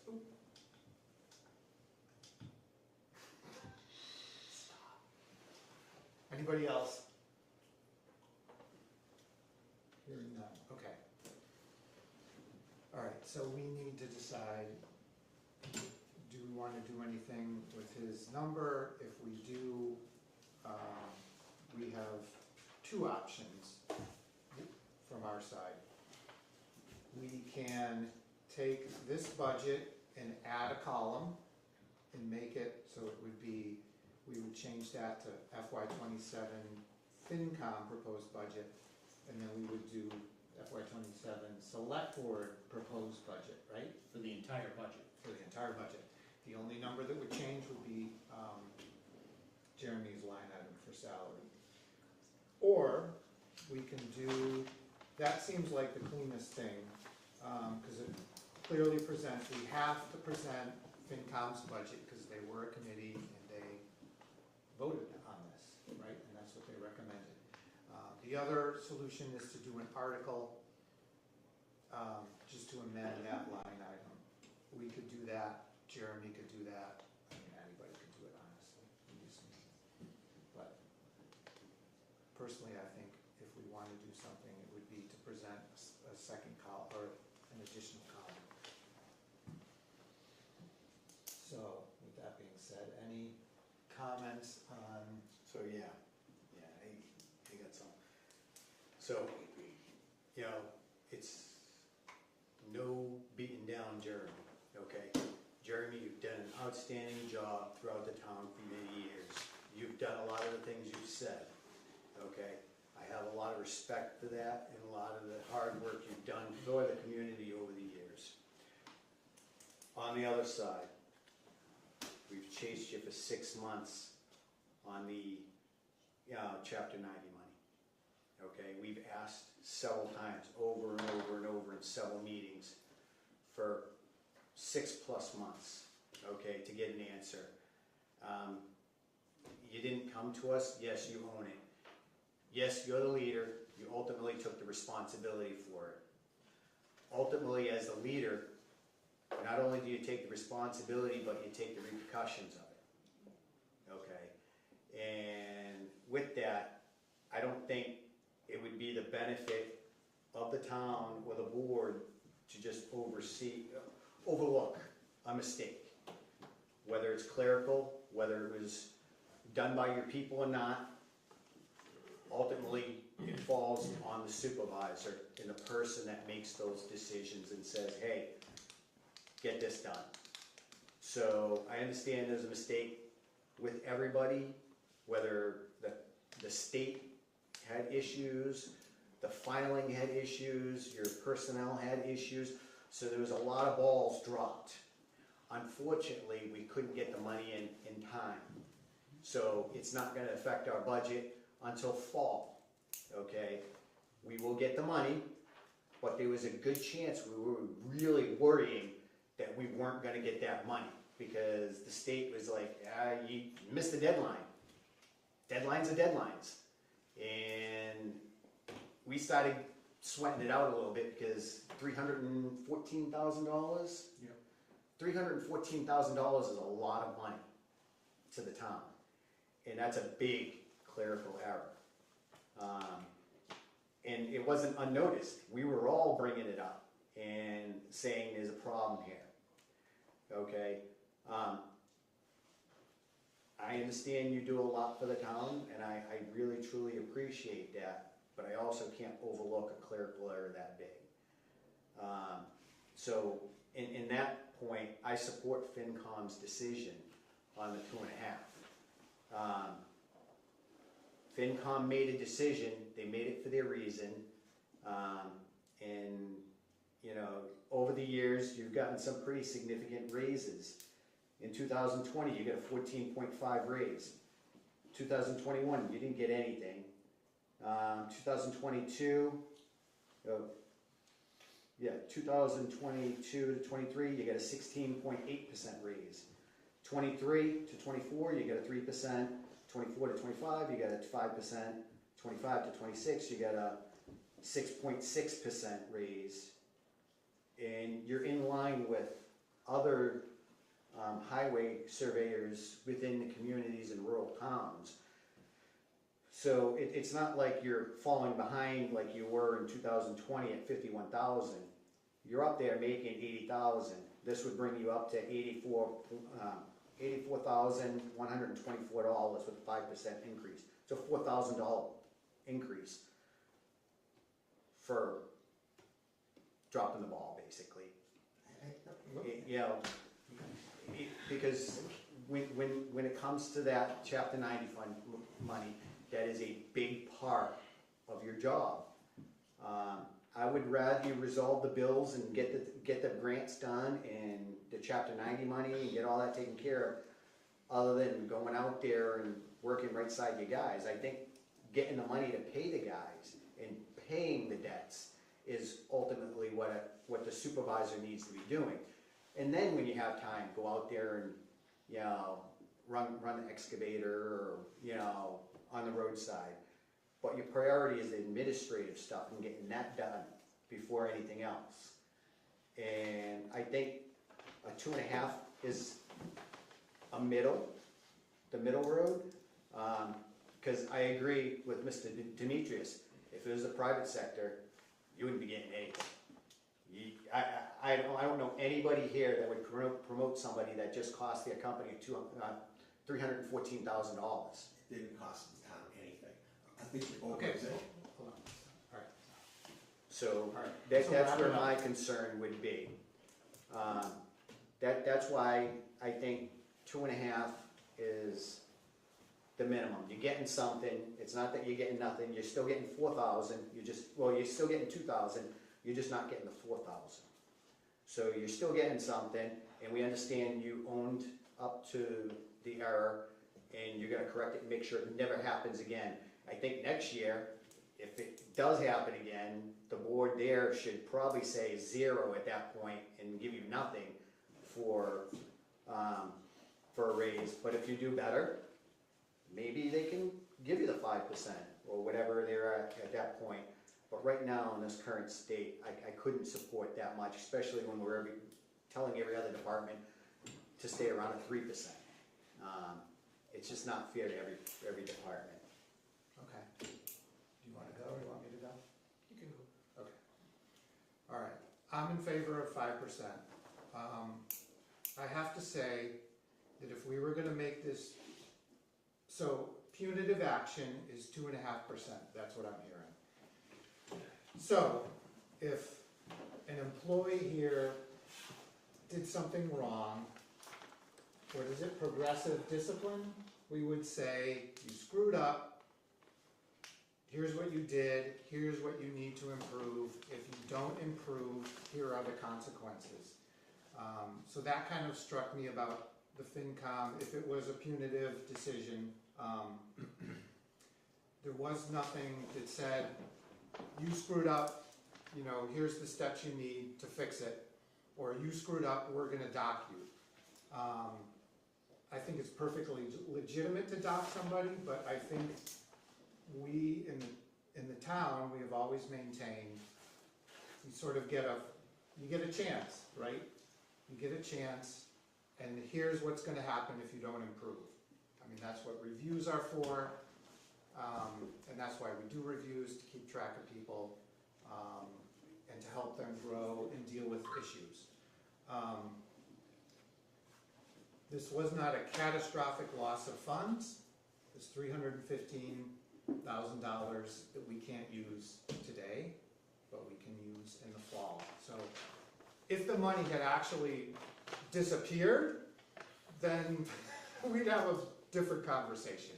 But it merely was deferred. So I'm okay with that. I understand, maybe we should take some action, but again, I think Jeremy is on record now that he can't, this happened and it can't happen again. So we can say now he has fair warning that this was not a good situation. He knows that. And if it happens again, then there's going to be further consequences. Can I just make a suggestion? Mm-hmm.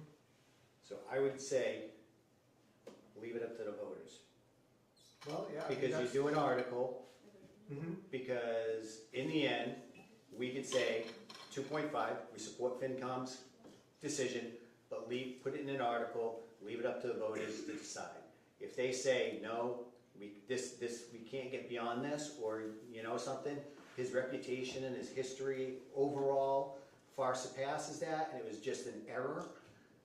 People make errors, then let the voters decide on that one, and say, hey, and he can get up in front of the voters and present his case in front of the town and say, this is what happened, I accept my responsibility, I'm asking for this because, you know, my history overall has shown a good past. Right. I mean, ultimately, it is gonna be the town meeting, so. Yeah, but if we change it and we put it in as a column, like you're saying, that's saying we're doing it, but if you put it as an article, that gives it right to the voters and what they say. Okay. And that's ultimately up to the voters. All right. And he would have to stand there and present his adjustment to the voter. Okay, that's part of our decision. Derek? Okay, first I support the 5%. Second, at the end of the day, the board is responsible for everything. If he wasn't responding, we should have asked more and said, go, Jeremy, there's something we can do about it. Can we help? Can we do? Instead of just waiting for him to respond.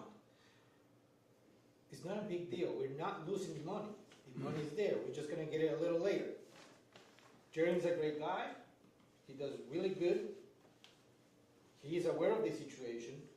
And the board kind of screwed it up a little bit too. Just complaining and not approaching him and trying to, you know, help him. So at the end of the day, it was our responsibility, Chapter 90, to get that money to us, not dumping everything into him.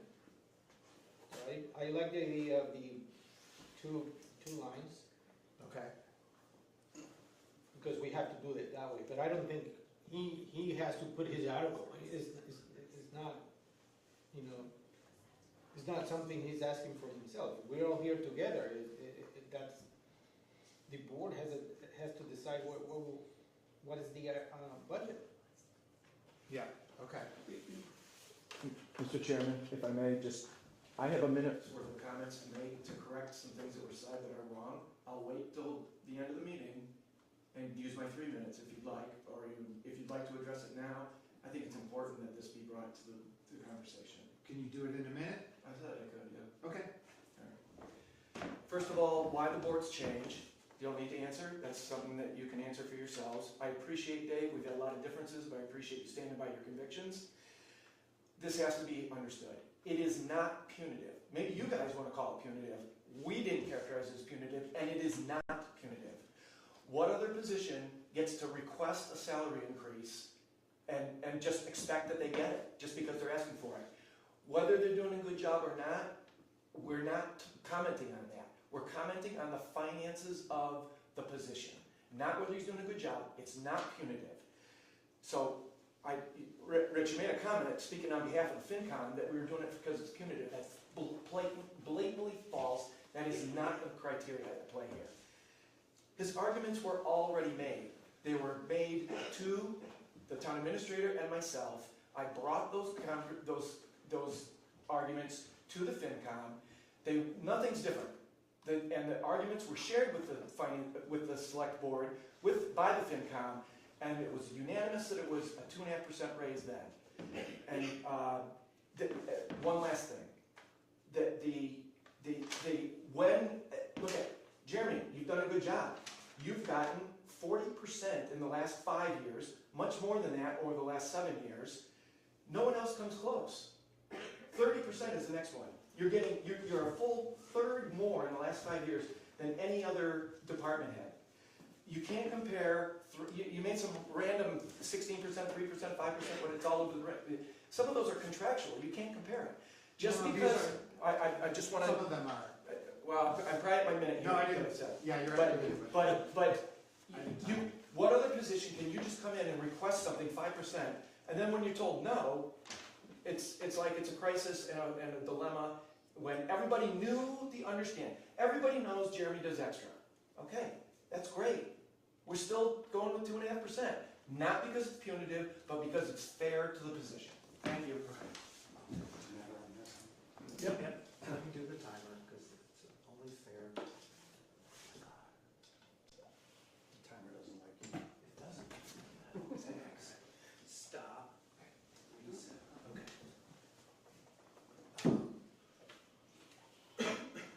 want 1 minute? Go. I just want to say, we were talking about the punitive. He is not an employee of the town. He's an elected official. Yeah. You can't do anything to him. It's up to the taxpayers. I just want to make that clear. Number two, I don't think that you can add a column on the FinCom book. That's our budget. One other time, there was discrepancy many years ago, and I don't know why, I don't remember. The Selectmen had their budget, FinCom had their budget. And then I don't remember how the moderator resolved the issue. Said that we're gonna do the budget except when we get to the highway. But it was a complete separate budget. And I don't know if you can do that, I guess Jeff could say. Okay, all done. Thank you. Okay, so that question was answered by Jeff Blake. Either an article or you can add a column, his strong opinion or... You want her back? Natalie?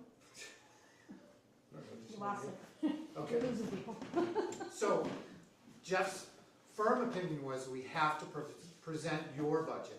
But then he said that we could add a column or we could do an article. So it is okay, as long as it's clear that for transparency, this is what you all voted on, and then we're asking for this. So he's just good, did he say just the one column by One the column, highway? yeah, it would be. Just by the highway? So that's what I was saying, it'd be FY '27, FinCom proposed FY '27 select board. That's fine, I didn't know, but I just wanted to ask the question.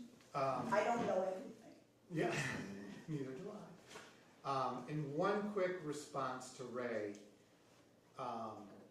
Whatever these percentages are of people, Jeremy or anybody else, we all voted on those. FinCom voted on those. So if we approved 5, 6, whatever percentage budgets, that was all of us approving that. No, we didn't vote on Adams or Chief LaVoy's, Chief LaVoy or I'm Chief not talking about those, I'm talking about, others. right, highway supervisor, tax collector, treasurer, if those were high percentages, then we all, I mean, you guys reviewed it, you voted it, and we did too. Yeah. So, you know, I think, I'll say more. Okay, all right. Well, to be fair on that, you can't compare the police and fire to that because we negotiate their contracts and we tell them what they're gonna make. They don't present their number, like Mr. Capaco says. They present, the other departments present their number, what they want for an increase, where we tell the chief and public, fire, this is what we negotiate. Yeah, but I mean, and this is, we come up with a number. They don't present it to us in a budget and say, this is what our raise is from now on. Oh, no. But they, We in a contract negotiate. negotiation, they do say, I would like this. Yes, and this, we, and do then we ever negotiate. say no? Well, we don't say, yes, you're not getting a $20,000 raise, I'm sorry. Yeah, but I'm just We'll saying, go to them. in terms of, so if we take out the contracted stuff, right, we have treasurer, Right. tax collector, we have Jeremy, and Non-contract us employees. as the financial team, we approved those raises. Whether maybe specific people were or were not on the board. What we did when we looked at the FinCom and budget Select Board. with FinCom, Yeah. and we said, yes, we voted on that budget with FinCom when we had our meeting, and that's the raise we approved. So if we didn't like the trajectory that the surveyor's salary was headed, we could have said something 2 years ago, 3 years ago, last year. But we didn't, we approved things and this is where we're at. You have a comment? Also remember we did something to raise the salaries in general in town so we could be competitive to other towns. Yes. We did that.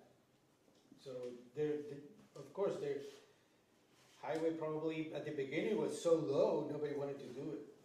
But now, That's the point I'm trying And to make. There was 2 raises in 15 years for the highway surveyor. It was way under everybody else by a country mile. I was 30 when I started this position. I was $25,000 to $30,000 less salary than all the competitive markets around us. And I am still, I'm not debating where those numbers came from, but I do know what our fellow highway surveyors and superintendents and directors make. I am not above any of them. Probably the lowest. Not saying I'm way below them, but I'm not saying I'm way above them. Honestly, $80,000 for all what you do is. Okay. My So you goal got an to- average of 75 to 85,000 for highway survey. Yep, so So he's hitting the, he is hitting At the this top. budget, he would be at 82. If you approve the 5%, he'd be at 84, which would be 1,000 under the top. Yeah, I mean, you know, this. It's not under, that's not the top. By no means is that Definitely the not top. top, and I know Not salaries. even close. Trust me. You Alright. need to Again, find out what's going out there for We salaries. know, this is like a, you know, a 10-minute, try to come up with a range just to get a, you know, a sanity check. Okay, so let's, what would we like to do? I'm gonna wrap it up because we've spent so much time Can I on just it. make one quick comment? Okay, I'm not so much here to comment on Jeremy and the chapter 90 or whatever, although that is alarming. I guess my bigger concern is that, I find it concerning that you, both you and Derek have this cavalier attitude. It's only 315,000. Do you hear yourselves? It's only 315,000? it's 315,000 that we don't have today that we will have in the That's fall. great. That's great, but do you hear what you're saying? Yeah. It's only 315,000? Well, why don't you both give 50% to cover us until we get it in the fall? You're gonna pay me back? No. Well, It wasn't wait a a minute. screw up. No, do you understand But that the it's money very isn't concerning. gone? The money is believe not it. gone, Listen, I it's got more deferred. municipal experience than anybody in this room. I know how I don't chapter doubt 90 it. works. Okay, But don't fluff it off in a town like this where people are on fixed incomes. We have an issue with the school coming up and just the overall budget. I mean, you can't be so cavalier. It's only 315,000. You guys are looking for a $26 million public safety complex. yeah, okay. I mean, think about what you're saying to the people, to the taxpayers in this town. And I'll tell them that we have not You got a lost the WIC money. office on Main Street in Warren. What does that tell you? We've been a low to moderate income town for Forever. like In the war eternity. Forever. All right, It's changed, but but it hasn't changed in our town. We're still a low-income town. we are That's still, right. And what I've always tried to say, we're only as rich as our poorest residents. So we can't spend money like drunken sailors to tax our poorest elderly that are fixed incomes out of their homes, and that's what's happening. This whole issue about the chapter 90 is not gonna cost any money to the town residents. Well, I guess my point is, what's the average increase in salaries, but for this year for people, is it 2.5%? She's commenting about we saying it's only and we're not spending. What I'm saying is Well, this the money- issue, The money's missing, we can't use it, so we gotta take money out of free cash and we gotta replace it. well, we're not charging more to What's any that? resident. No resident's gonna pay more because of this. yeah. The money's in our account now. Yes. We just can't spend it as free cash until Right. November. Basically, we are spending less in this meeting coming up, And and spending more in November. we'll have more available. And And we just went through this in Well, capital but I mean, planning. that's the thing, with November, we're having two town meetings now, you know what I mean? Yeah, but we've always had two. No, we don't. We have a special just to Take care of little things, we've turned the special into a regular town meeting, when we have 35 articles, we spend $900,000. Those become regular town meetings, and that's not the point of a November meeting. Well, I guess that's a debate for another time, but yeah, I mean, yeah. So the question was 3%. Yeah, okay, 3%. So, you know, I think Rich and Derek, you saying it was a punitive action. Well, He's right in the range, he's not being beat up, he's in the range of everybody else. I guess the question would be, why pay more when you make a big mistake? You know what I mean, it's a black eye kinda. You know, you fix yourself next year, you do good, okay, good, maybe you can just, come back to the taxpayers. But when you make a major mistake, I appreciate you admitting your mistake, but it comes with some, in the private sector, when you make a mistake, it hurts. You know what I mean, there's a cost to it. In municipal, it seems like, oh, it's not my money, it's just my hands out, somebody's gonna keep feeding me. You know what I mean, well, we're feeding it. You know what I mean, and it's 5% here, it's 5% there, it's 10% there, 10% there. Read The Millionaire Next Door, every little penny adds up. I don't see the whole thing like a mistake. It was a situation, things happen. We don't wanna rehash the whole thing, I mean, it's too Yeah. late, you know what I mean, it's just. All right, so let's move on. I guess what we need, you're a 2.5%er, 5, are you 5? 5. So I need a motion then, if you wanna do 5, if you wanna amend this to 5, and then we can decide how to present it. Make a motion to amend to 5% increase, and the overall will be 2.5% for the whole department. Is there a second? That is a flawed motion. Yeah. That's a very flawed motion. Okay, so, You can't do overall budget, you could just do this Okay. for him. I make a motion to accept the 5% increase on the highway department. No. Highway surveyor salary. I make a motion to accept the 5% on the highway surveyor Salary. salary. okay. Is there a second? Can I second it? Yeah. All right, I will second it. Any more discussion? You're taking a vote, you already discussed it. Well, no, you can do discussion, but that's fine. All right, all in favor? David Dufresne, no. Well, I was gonna do all opposed. Okay, all opposed, David Dufresne. All in favor? Derek Bailey's aye. Jai Hocker, aye. Motion carries. All right. I think the best way to do this, and I'll take a motion, is to add a column to this to make it very clear what we're changing. So I think And the adding a percentage. column is confusing, you should leave it up to the voters. If you're gonna do it, leave it up to the voters to make the decision. Support the FinCom and add a 2.5% amendment to it for his salary, and let him get up in front of the town and present his budget and why he wants that 2.5%. Okay. That is the only fair thing to do at this point. You've heard a lot of opposition from town people. Leave it up to them. What do you think? I think part of it was our mistake too. Our responsibility was to, work with them and get it done. I don't, anyway, even if we do the column, he's gonna have to stand and He's gonna explain. have to stand anyway. But it's not, it's different if it's coming from, me, I'm saying, I'm trying to do this. It's our budget. It's our budget. Madeline has her. I would check with town moderator Thank you. to see if you can do that. To because what? If you can do that, because you're increasing hours, so I would, Yeah, no, we talked to Jeff about I'm this. not talking about Jeff, the town moderator. He's the one, he's the one that's in charge, because you can't lower anything, you can't make anything higher. So I don't know if that would be acceptable to him.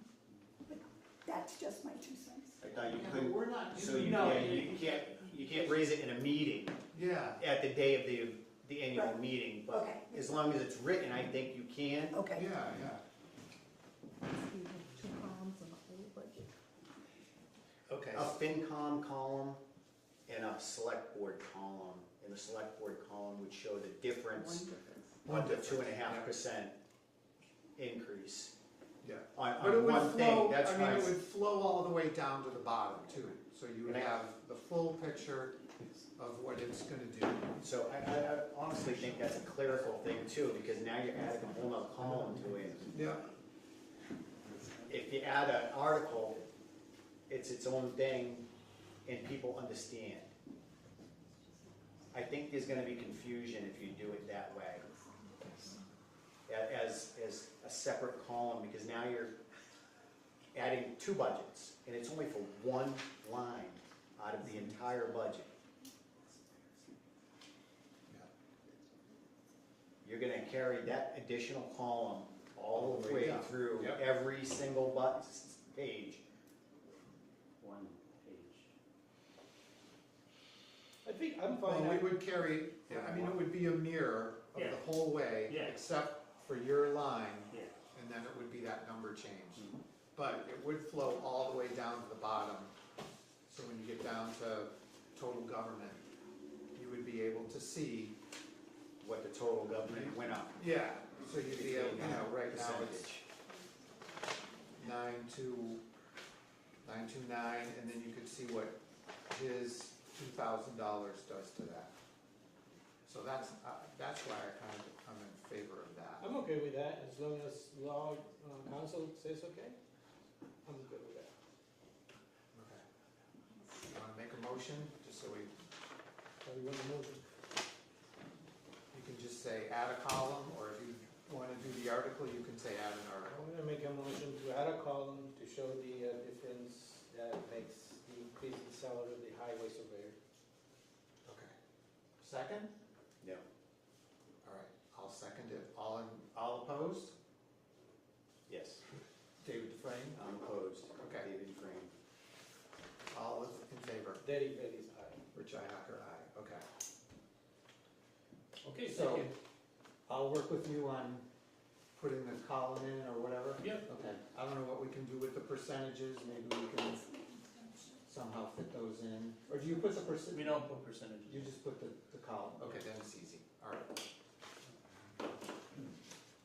Both budgets will have to be presented at town meeting. Yep. Full And it transparency. will have to be made clear that one is the FinCom's approved budget, Yeah, and one was the Selectmen's recommended budget. at the top, we'll do that? Yeah. Okay. All right. All right, so that concludes this. Thank you, everyone, for comments, Thank you. for participating in this. It's not easy to do this.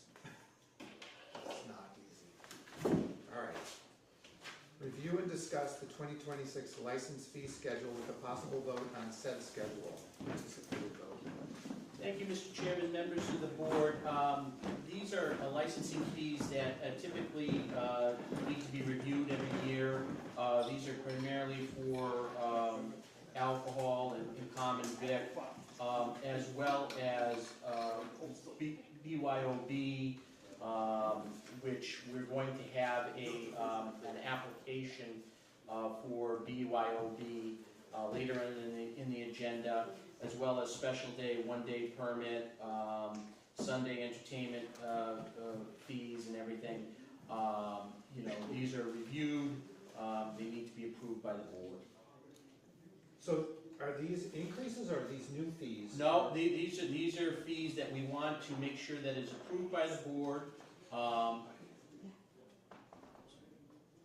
Jerry, can you have him step away from the door if he's gonna be dropping F-bombs outside the door, please? We want to make sure that the fees are out there to the public, so the public knows. BYOB, this is a new fee for $200. We do not have a application for BYOB, so we had a unfortunate restaurant that had made an inquiry about BYOB. We did not have a process to accommodate them. Later in your packet, you'll see that there's regulations and an application for BYOB, as well as a fee for that application.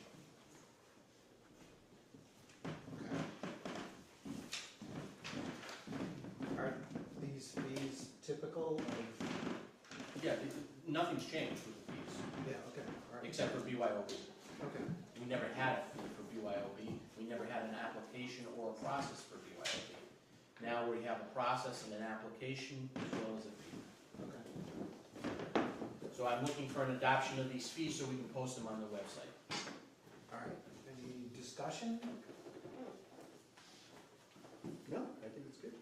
All right, You just add in the $200. I think so, yeah. What is a Sunday entertainment town fee?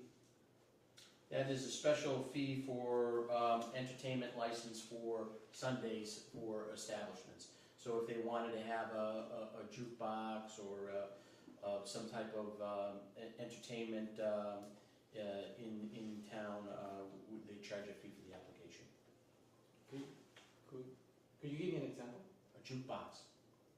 Okay, I mean. Like a music, something, a coin-operated type of pool table of some sort, type of deal. Okay, thank you. Can I just make one comment? There's nowhere on here it says it's an annual fee. Sure. I mean, I would just say add in there is an annual fee. Yeah. So when somebody says, is this like a one-time Annual fee? licensing fees, we can add in annual. Yeah. Yeah. And except that with the exception of the special Oh, yeah. 1 day. Yeah.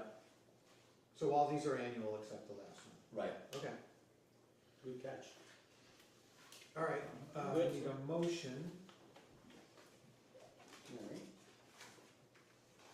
I will make a motion to approve the 2026 license fee schedule. Is there a second? Second, All in favor? David Duquesne? Derek Bailey's aye. Richi Hacker, aye. Motion carries. Thank you, Mr. Chairman. All right, review and discuss proposed rules and regulations for BYOB, bring your own bottle permit. Anticipated vote. So, Mr. Chairman, we did have a restaurant that had requested a BYOB. We did not have rules and regulations at the time. I think it's critical that the town has rules and regulations for BYOB. We hope that other establishments, if they want to have a BYOB license, that they follow, this process and review these rules and regulations, as well as submit a permit application, as well as pay the $200 annual licensing fee.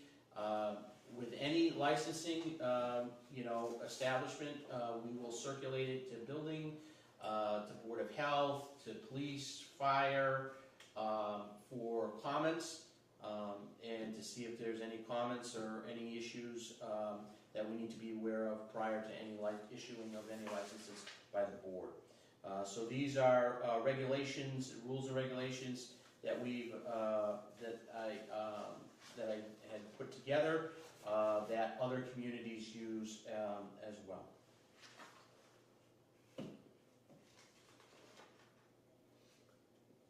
I've been at barbecues where you bring your own meat, but not there like this. That's fine. It happens. Some communities do it.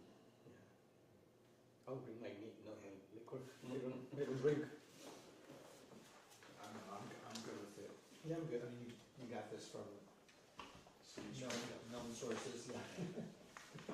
So I'm fine with it. I didn't even realize you had rules and regulations for BYOB. You should. A lot of You should, places yeah, right. don't. Okay. And then they get out of control, Yeah, and Right. that's where there's liability. okay. Overserve themselves, and it's like, well, I didn't give it to them, I didn't sell them the alcohol. Yeah, right. Okay, so, motion? Looks good. Alright, I'll make a motion to approve the proposed rules and regulations for a BYOB, bring your own booze, bring your own bottle permit. That's right. Is there a second? Second, All in favor? David Dufresne, aye. Derek Bailey's aye. Richi Hacker, aye. Motion carries. Review and discuss the April 14th, 2026 memorandum from Ty and Bond regarding the Senior Center HVAC improvement project. Thank you, Mr. Chairman, members of the board. So as you may recall, one of our last meetings, we had Ty and Bond in here making a presentation on the ductwork project that's going on in this building. In your packet is a memo after they've done their second analysis of running ductwork through the basement and taking into consideration the board's comments at the last meetings. They listed the pros and cons, and it is their recommendation that the way in which they presented is the best solution at this given time. Okay. And that was the study. Yes. I'm still having a hard time understanding it was a study that we paid for, and we only got, replace the duct price. Well, I mean, they make some interesting points in this, so. But yeah, I don't know, maybe a deeper analysis, but maybe they would have come up with the same conclusion. Seems like a lot of money for ductwork Yeah. and adding mini splits in when you could just run the ductwork down to that area.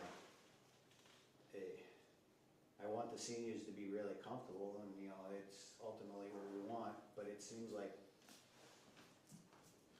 you know, they're not really fixing the problem, they're just patching it again.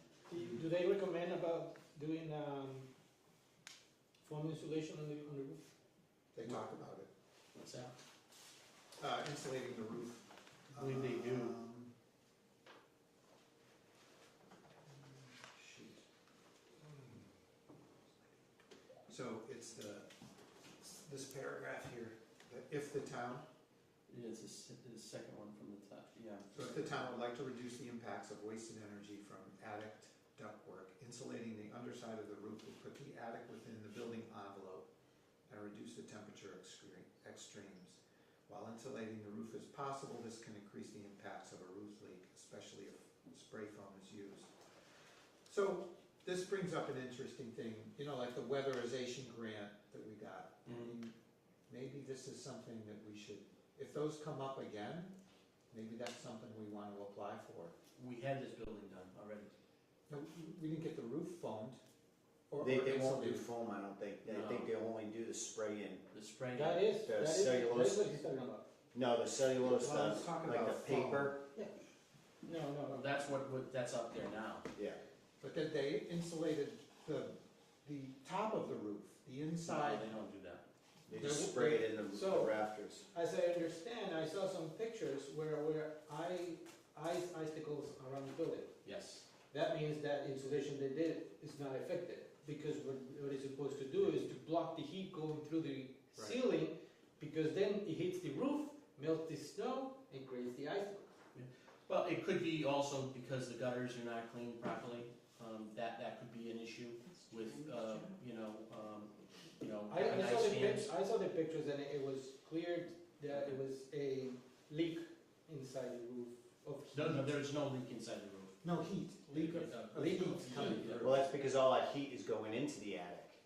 Yeah. That's why, It because could be because of the ductwork. the It could- ductwork's failing and it's all going into Right, the so- attic. So that's why you're getting that. But Right. their state is not gonna spend money to do the spray foam in the roof rafters. They only do this cellulose insulation where they Right. blow it in Okay. and they fill in the empty spots throughout and add insulation where they can. It would be nice if, And I they think did we would have to pay for the insulation, because I think that would solve your problem too, and also keep the ductwork warmer in there. Yeah. It would keep that whole space warmer, but Did this weatherization included any vapor barriers? I don't believe so. No, that's the problem. Let the heat go up. So, I mean, I just wanted the board to have this memo. Yeah. This is what their conclusion was, this is their response. We do have an article on for $300,000. We're anticipating to complete the project under that budget, we're hoping. We still have to go out to bid in order to really get a real number. But, you know, if the board doesn't want the article on or wants to change the dollar amount of the article, you know, the warrant is still open, please let me know and I can make the adjustment. All right, any other questions, comments?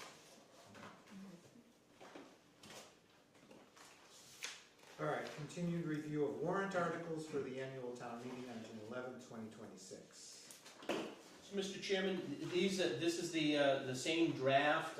Nothing really has changed. I did get an updated number on snow and ice. There was a recent bill that came in from March 31st of about $5,000.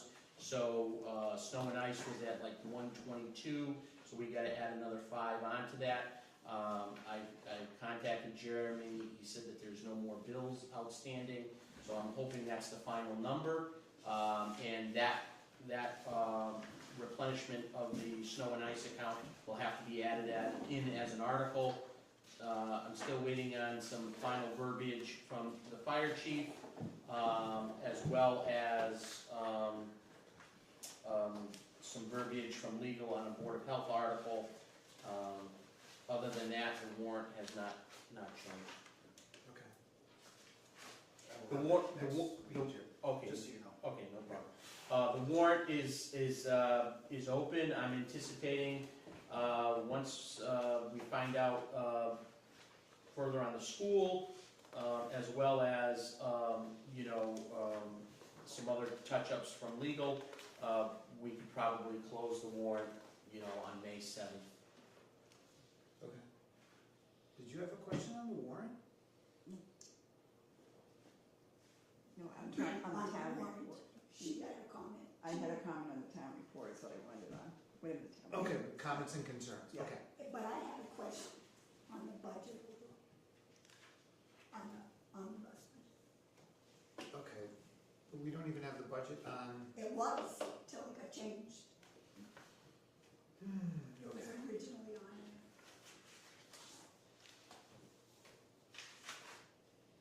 Well, it's part of the warrant, right?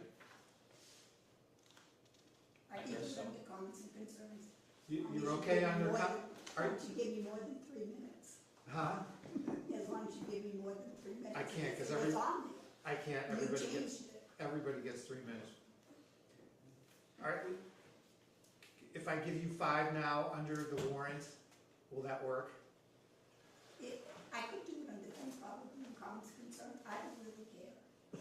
Okay, then let's do comments and concerns, because it's, yeah, all right. Sorry, Madeline, that was Well, it my, changed because I said that I wanted to talk about I- fiscal year 27 budget. I didn't say I wanted to talk about the highway. I wanted to talk about the budget. all right, that, I screwed up. I'm sorry, That's all right. You're forgiven. thank you. All right. Review and discuss the right to farm bylaw draft as presented by the Board of Health.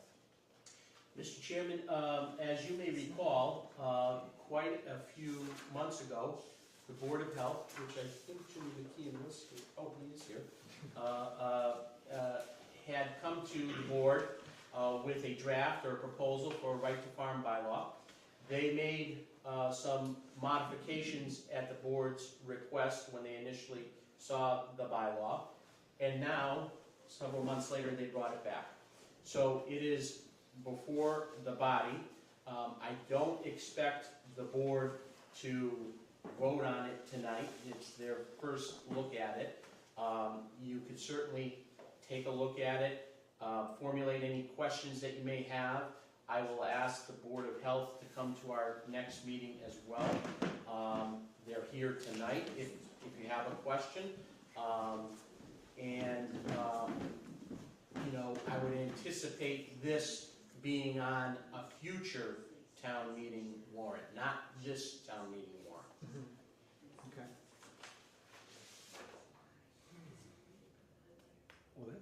Will that be on the website? Yes. So my question is, does this restrict the planning board from creating zoning bylaws that involve farming?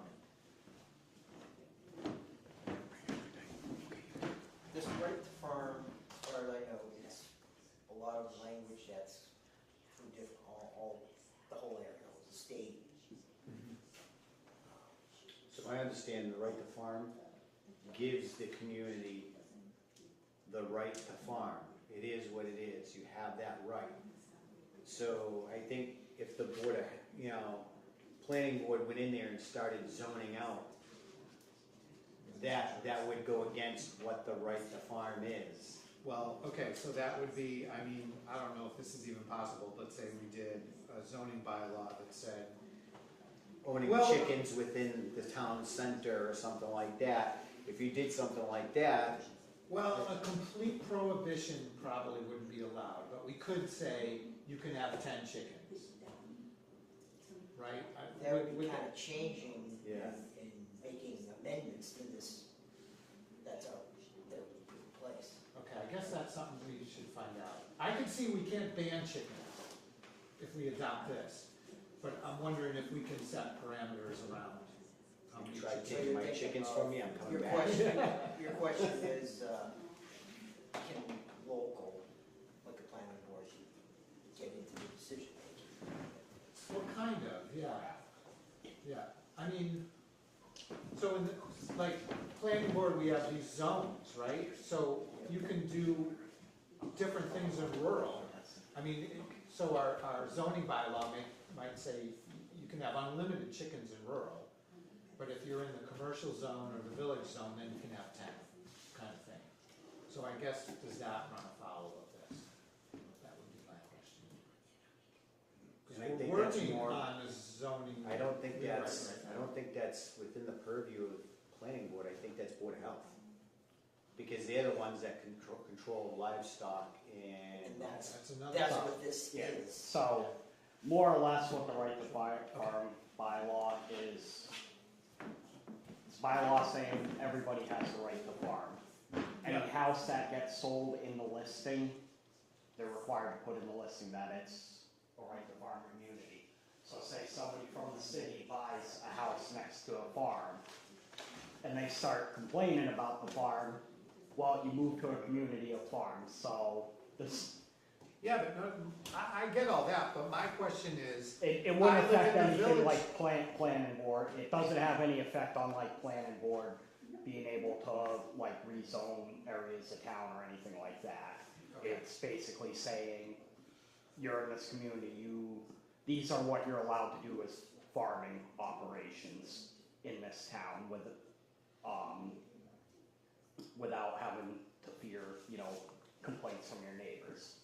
You would have to check with legal to see, because the right to farm, when you do that declaration, it allows residents to have certain rights that the town can't step on at that point, so you wanna make sure, if that's gonna happen, that if you can still control it within the guidelines of It'd be like planning modified. board or board of Like you health. look at Spencer, their bylaws to have chickens, you have to have them so many feet from not only your dwelling, but your neighbor's dwelling. Yeah.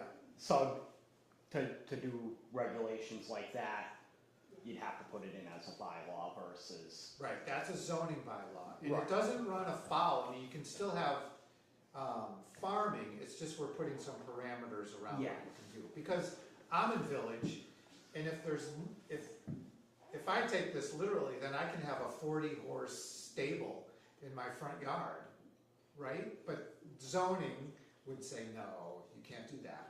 Well, zoning, You know what I and then mean? you'd So- have like the animal inspector, because to be able to have that, you have to have a You need so reasonable much space land. to be able to. Well, again, but that's zoning, right? That's zoning bylaws. Well, that falls under the animal inspector. The animal inspector would look at that and say, hey, The conditions. you need to have these conditions for this type of animal. You can't have a pig farm when you only got 10 square feet of yard. I'm sorry, you can't put 300 pigs in a 10 square foot, watch me, unless you stack them on top of each other. But that's okay. where we get into health things, and that's where the Board of Health falls in. Okay. It says, you can't do that. All And right. that's state laws and stuff. Yeah, okay, all right. That's why that makes this all revolves around the state. Yeah, So other communities have this in place. But most of the majority of the language is It's like the same. from the state itself. You go on the state website and it has the draft right to farm bylaws right on the state website, and a lot of the communities like ours have adopted it. Okay. All this is really doing is saying, we accept farms. And if you move to our community, you're gonna be around horses, there's cows. If you don't like the smell, you live here. We're not gonna tell the people they can't have their cow, because you moved here now, Mm-hmm. you know? Yeah, which is, I think we are right on that. The only thing I hate to see, and it's not, I wanna, tell people no, but I hate to see when you're driving on Southbridge Road, when all the houses are very close by, and you see chickens in the middle of the road, you have to go like this. They're gonna get killed. yeah, so I think the planning board can put parameters around it. But, Well, you're supposed to be able to maintain your livestock so they don't, because again, if your chickens run out in the road and you swerve, well, you swerve to avoid the chickens and you slam into a tree because you're avoiding the chickens, they're responsible now because they didn't maintain their livestock. yeah. Wasn't there a bylaw that tried to pass a few years ago about fencing in chickens and it didn't pass? Yeah. I think it wasn't understood, but. That might have been a wall in the right. That's what it turned into. Joe Conrad, resident. Within 400 feet of both sides of my house, there are chickens. On the next street, there's 2 or 3 roosters. So that's within another 300 feet. So it sounds like you need to get some roosters. Teach All your right. neighbors. All right, so we're good with that. Number 12, do you wanna like move number 12 towards the end, or you wanna do 12 Skip now? that. Skip that. Totally up to you. Skip it. Skip it. What do you think? Totally up to you, Mr. Chairman. We'll move it to the end, it seems more Do appropriate. a motion to withdraw that one. No, you can't do that, motion denied. Anticipated vote to authorize the payment of warrants and bills. That's your last time. I know, wow. Yeah, that's awesome, huh? Number 13. Here we go. All right. So I make a motion to pay the following warrants. Payroll 21-26 for $126,625.47.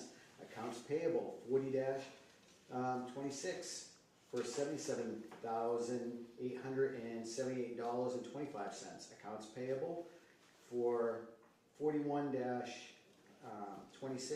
for $58,202.95. Is there a second? Second, All in favor? David Dufresne, aye. Derek Bailey's aye. Richi Hacker, aye, motion carries. I'll make a motion to pay the following bills. Van pool for $6,163.29. Stericycle for $139.03. Hamden Communication Corp. for $1,950. Verizon for $530. SBA Structures LLC for $1,860.66. American Tower for $2,468.35. Modern Pest Services for $125. Comcast Business for $279.89. Tie and Bond for $1,495. Okay, there's a bunch of them here now. EDP Renewables for streetlights for $324.93.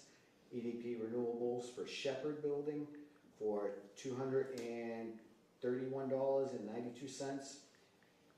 EDP Renewables Shepherd Building for $7.43 for a total of $564.28. National Grid Gas for $2,119.89. National Grid Electric for $48.07. National Grid Streetlight for $932.48. PEC Solutions for $649. Turley Publications for $150.08. And Com of Mass Department of Fire Services for $100. Entree Technologies for $3,273.76. H2M Architects and Engineers, Inc. for $2,558.82. Awards Company for $158. Is there a second? Second, All in favor? David Dufresne, aye. Derek Bailey's aye. Richi Hacker, aye, motion carries. All right, minutes, April 2nd, 9th, and 11th. Is there a motion?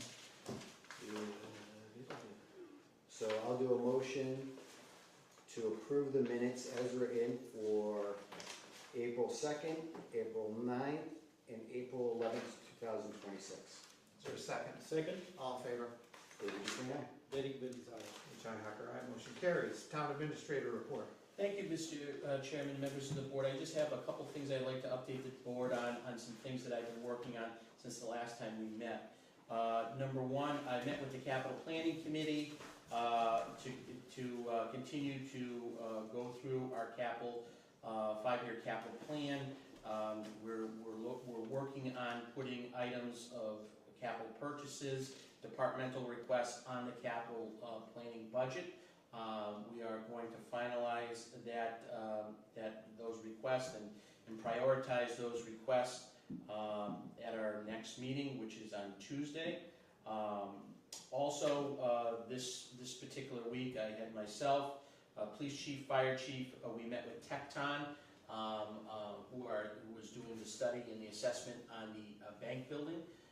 They came and gave us some initial footprint of what they would propose for the bank building for programming needs. I will share that with the board once I get a digital copy. I just got a hard copy, and there were some requests that were made by the chiefs to change some of the programming needs around on the space at the bank building. So once those changes have been made, I will definitely forward the digital copies to the board. Also this week, we had our Green Communities Kickoff grant for Warren Community Elementary School.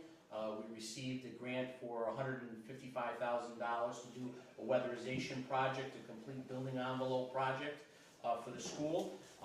And now more than ever, we need to continue to invest and protect that asset of Warren Community Elementary School. And we are going to start that project right as soon as school gets out. And I've given the contractor notice that we want that project finished by July 31st, so that it doesn't bump up against back to school, as well as it gives us enough time to complete the report, to pay out the invoices to the contractor, and then hopefully we'll be in enough time to apply for Green Communities the fall. So there's nothing that will preclude us from, as long as we get this project completed and we can get everything paid out. Our goal here, my goal, is to be able to go in with another Green Communities application in the fall, so that the town can get a benefit from that. Today I attended a meeting with FEMA and MEMA, representatives out in West Boylston. I'm working on getting my certification for incident command for major incidents that happen. I'm going to be taking my 100 course and my 200 course.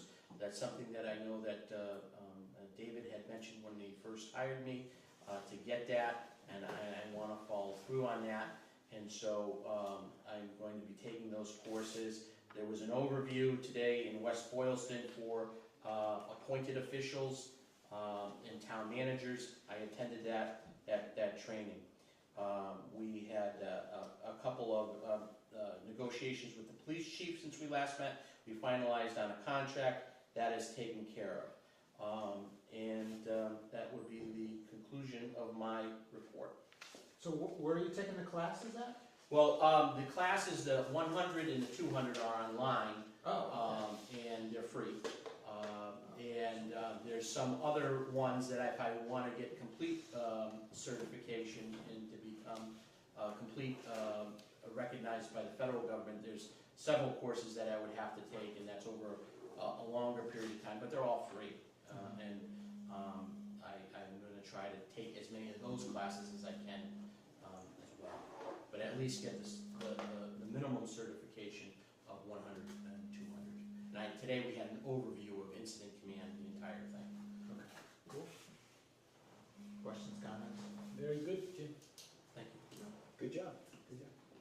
All right, any new business? I'll just say, is there anything we can do to help that way people that were involved in the fire, or As the town? Yeah, look, we are a very resilient community, and I think that people are going to, be as helpful as they can, and encourage a business, the business to come back there and to open again, because from what I've heard in and around the community, people were devastated, and people wanted a restaurant there, and they wanted the other restaurant that was going to be opening up soon to open up as well. Yeah. And so, I hope that we can, see that happen soon. Do we have a contact number for the owner of Arista? I'm sure we do somewhere. Oh, on the Vic license, maybe? Yeah. Yeah, it might be worth a call. Yeah. To see, you know. I have been in contact with the building owner. Yeah. He's obviously devastated as well, and trying to put everything back together, and he wants to see successful business there too. Yeah, no doubt. Okay. Mr. Chairman, may I ask something on the side, but I'm going to the same point. Yeah. Tim, how are the handicap access on the Shepherd Building doing? Oh, for the wheelchair lift, so thank you for bringing that up. We have the final the have been submitted, the shop drawings have been submitted. Garavanta sent them to the GC. The GC has to get them stamped by the engineer. They have been looked at by the building commissioner, not finally approved, but looked at the process, and the building commissioner and the GC have been in contact with each other, and they have their instructions, and now the GC is going to submit those shop drawings to Garavanta, and Garavanta is going to custom build it within 4 to 8 weeks. I have asked the Architectural Access Board for an extension, because as you may recall, our extension ended, our time frame ended on April 4th. Before that, I had contacted the Architectural Access Board, asked them for an extension, explained our situation with them. They didn't seem that it would be a problem, but I have not heard back from them yet. There was a person that was on vacation, but I have submitted an extension request to them until August 31st. The reason I asked that was because not only the restaurant got affected, but the dance factory above, they closed, and they don't have a place to, keep doing their classes. So they asked me that the town has any place where they could, at least for a few weeks until they moved to, because they were moving to Palmer. Yeah. But I said, no, we can't, because our handicap access is not ready, so we can't really offer anything. Right. Somebody did ask me that, and I really would like to have helped them, but there's two issues there. One is that they're a private business, and so we can't really have a business running out of the Shepherd Building. And two, obviously the handicap accessibility issue. So could they rent this building? How long are the classes and stuff like? Are you on the board here? No, I'm not on the board, but I volunteer almost daily. Okay. Because really, Thursday afternoon is the only afternoon that we don't have full-time. Yeah, you're booked wall to wall, right? And then every night, right? Just about every night now. Yeah. Well, we have a lot of meetings here. I was more thinking about one of the buildings in the mill, but that's hard because it's a private thing anyway. So with that, I have seen a lot of Facebook posts for donating through like GoFundMe's and stuff like that for them. So just make sure they're legit. They're actually going to who they say they're going to, and a lot of them are put on by local residents that we know that are trying to raise the money for them. So that's a good way of giving back if you want to give back. Okay. Because they work in businesses. Fire chief, there's no way they can get their equipment or their stuff over there to move away, right? No, unfortunately, it's going to be a lengthy process for this whole thing to play out. I've been talking with the building owners, the leases, the leasees, and, now the insurance companies, because that's the next phase that we're in now, is the insurance companies are in there to do their take on it. But,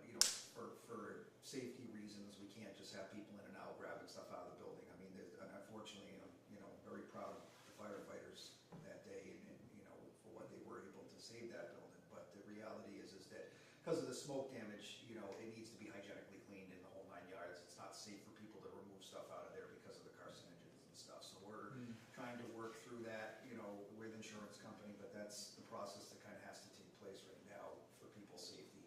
So I did speak with the dance factor. I spoke with all the parties and kind of explained that to them, and I think they do understand that. But you know, again, you know, this will play out over the next few weeks as to what direction they're you know, kind of, you know, going to be heading in and how quickly this can be resolved. But there's going to have to be an extensive amount of work that's done in the building. Thank you, Keith. All right, any other new business? Old business? Now the handicap question, already answered. Yeah. All right, so. Town cleanup Saturday. Huh? Town cleanup Saturday, is that a Oh. business or?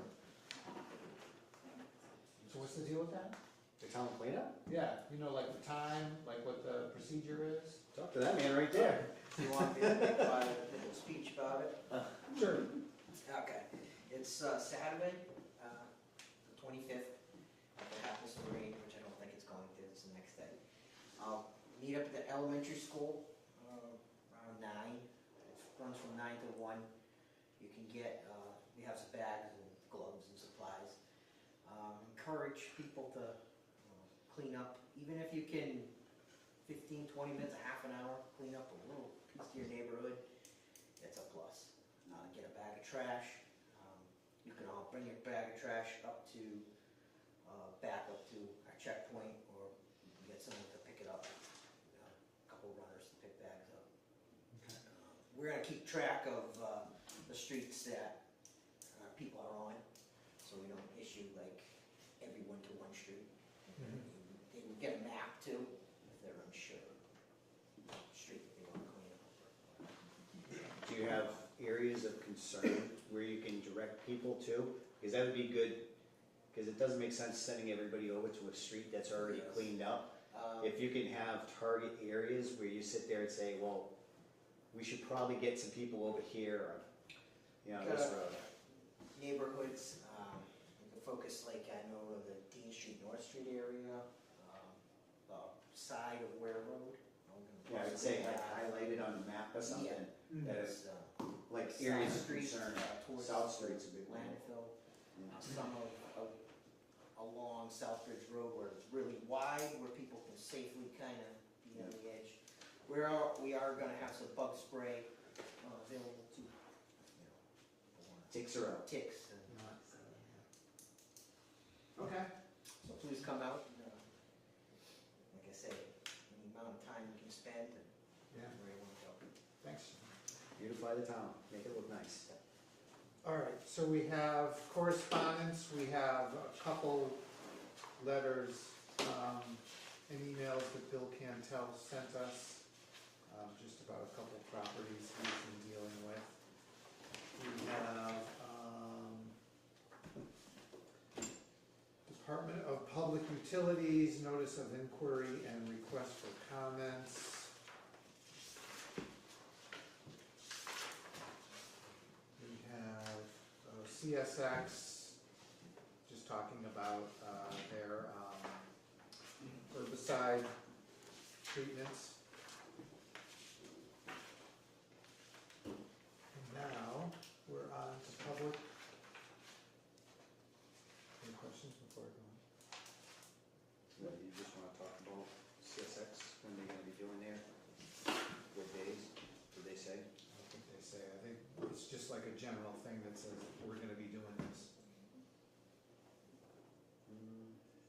Yeah, they just They're gonna usually start send on you- May 1st to Yeah. October 31st. Yeah, pretty much this summer. You don't really know when they're gonna come through, it just kind of.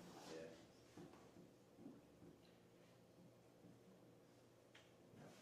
How come we have a property in Oakham? No, that's the owners.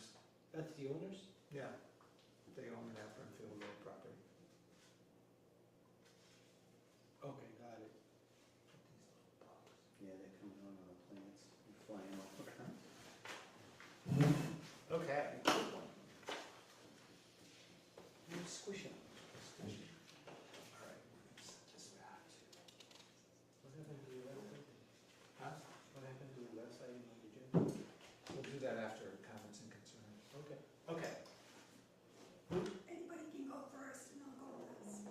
All right, somebody's, I just have a quick comment. you ready? Right, yeah. Okay. I won't need 3 minutes. Just doubling back just a little bit, with the salary requests for the highway superintendent. The requested salaries that are requested as opposed to contractual, they're all separate, they're considered separately. If someone gets 7%, someone else could get 2%, each department is considered separately. Secondly, as a practical matter on the decision that was already made, I'll just weigh in. You should speak to the town moderator for a practical reason too. It's going to be confusing if you have 2 separate things. I'm thinking, yeah, I know. Okay, all right, I appreciate you receiving input. Yes. Let's see here, what was my, yeah, oh, and again, Jeremy's being compensated as the highway surveyor. His work on CDAC, his work on any committees, his volunteer, his extra hours, he's a salaried employee. If he works extra hours, that's on him, and God bless him for it, but it's on him. But his work on CDAC is irrelevant, okay?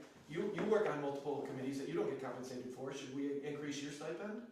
Get the point, okay. And last thing I'm gonna say, which I mentioned earlier, I'm just gonna do it again for emphasis. Average 5 years Social Security increases and private sector 25% plus or minus a percent. Average town government for this town last 5 years is up 41.66%. We're going to end up like West Brookfield if we're not careful. That's all I have to say. Okay, thank you, Ray. You wanna go? I'm all set. Madeline answered my question. Oh, okay. Madeline? Hold on. Or you want, No. you want Joe to go in the meantime? Go. Oh, okay. I had to get my paperwork. All right, are you ready? I'm ready. Okay, go. Okay. The reason I wanted to talk about the budget is the school. And not to prolong, but this was part of the reason that I got off FinCom. We met last year on a Friday instead of Saturday because of the Easter egg hunt, and we went over the budget, and we all agreed. Steve, FinCom, and you. We met with them for the new budget, and they gave us their 3 proposals. I said to Steve, I said, I can tell you that I will not vote to put on 1.53 million above minimum. Bottom line. Talks some more. And then he says to me, I want to thank the Board of Selectmen for their article for the 88,000 for whatever, 85, whatever. Right out of my mouth. What article? I was blindsided. I felt like a fool. And I didn't like it. Okay, I'm just telling you point blank. Okay, I know Ray was at the meeting, but somehow other FinComs should have met. So I found out 11 months later that this was going to happen. And he said, because of DESI, that it has to be whatever they vote on, has to be on the budget, and it doesn't. Town council has told us a few times, we can give them what we want. Okay. Okay, so that's what I felt, blindsided. And I came across, what article? Then I got the book there, yeah, there it is. I didn't like it. And talk about volunteering, I've been volunteering, working and volunteering for 30 years for this town. And I didn't appreciate it. So anyways, as the budget stands, with their level funding, we don't know where they're going to end up. So their total budget would be up 24%, 1,186,000. The grand total budget would be 13,869,476. And as you know, I know. So I went back and calculated every year the percentage that is broken up between residential, commercial, industrial and personal property changes somewhat. And then the valuation changes, okay? So I just wanted you to be aware that I'm leaving it in good hands. Thank you. That if, and this is based on last year's numbers, it may be somewhat different and depends on the final number they give you.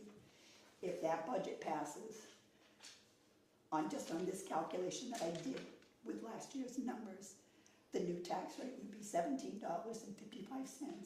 It would be $2.81 more increase. And for you not to back the finance committee, when we all agreed on Friday, and Steve agreed, and then the following Thursday, you went with Steve, put the article on. You know, that's how I felt. You stabbed me in the back. And I've done more. Coming back from retirement twice, 3 times. Serving on the committee since 1995. I've been on numerous committees. CDAC View, I was working as the town accountant and going to CDAC for, I don't know, 5, 6, 7, 8 years. I've done my time. It's time for other people to step up. And I don't mind, because that's how I look at it, that this is my town. But I'll tell you something, depending on the new numbers, what he just said, you'll probably scrape by with under 2.5 this year. But if they keep it up, you're going to be with a 2.5. And it's awful to say, but somebody, and you didn't do it, and that's how I feel, you needed to stand up and say no, and then fight it out with Desi. We don't like to have lawyers, but somebody needs to step up for the town. I think I've done my time. That's all I'm saying. But that's how I felt. That I got blindsided, and I didn't think I deserved it. That's it.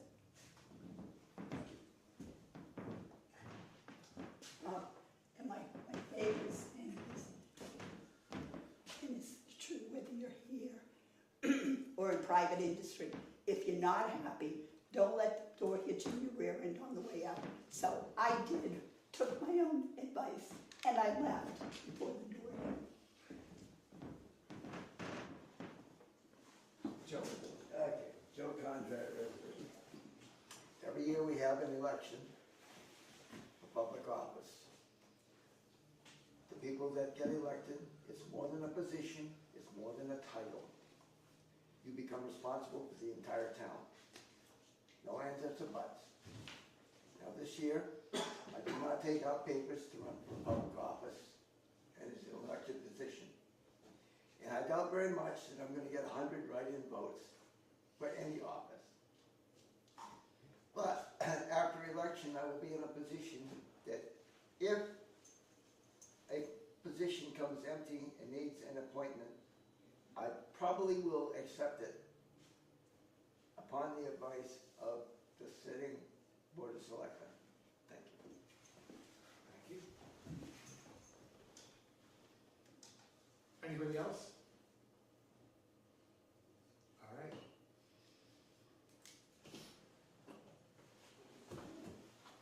Mr. Town Administrator, agenda item number 12 that was deferred. Oh, yes, okay. Rich, do you want to open it up? Well, should I open Yeah. it up, or should Yeah. the recipient? So, Let's see what's- the vice chair and the chair had asked us to put together just a small plaque for the appreciation of Mr. David Dufresne, who it is his last official meeting. We could have a special meeting before the election, but you never know. You know, this is the last official meeting, and we wanted to thank David for his years of service to the town, to his commitment to the town, and to all of the meetings that he's attended, all of the phone calls that he's fielded throughout his years on the board. David, you've been here since 2020. That's a long time in public service, and plus planning board. And so, you know, we really wanted to say thank you for your commitment to the town, to your dedication to the town. you know, when you run for public office, you don't do it to get rich, you do it to make your community better. And I think that you have left a mark on the community, and you've made it a better place for everybody to live and work and raise a family. So thank you very much for your years of service. I'll never forget it.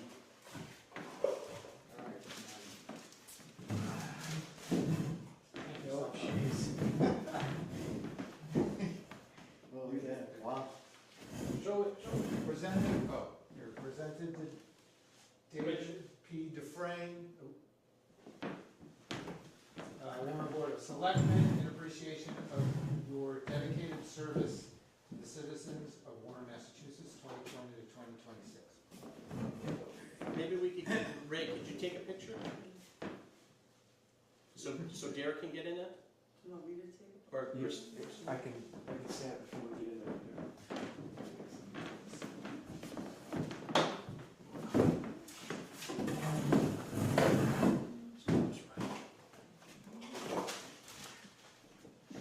Alright, say cheese.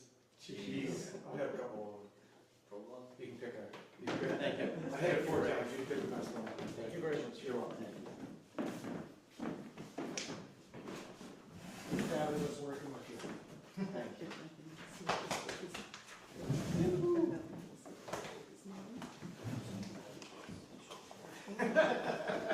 Yeah, it is, right? Yeah. The reason we're here now.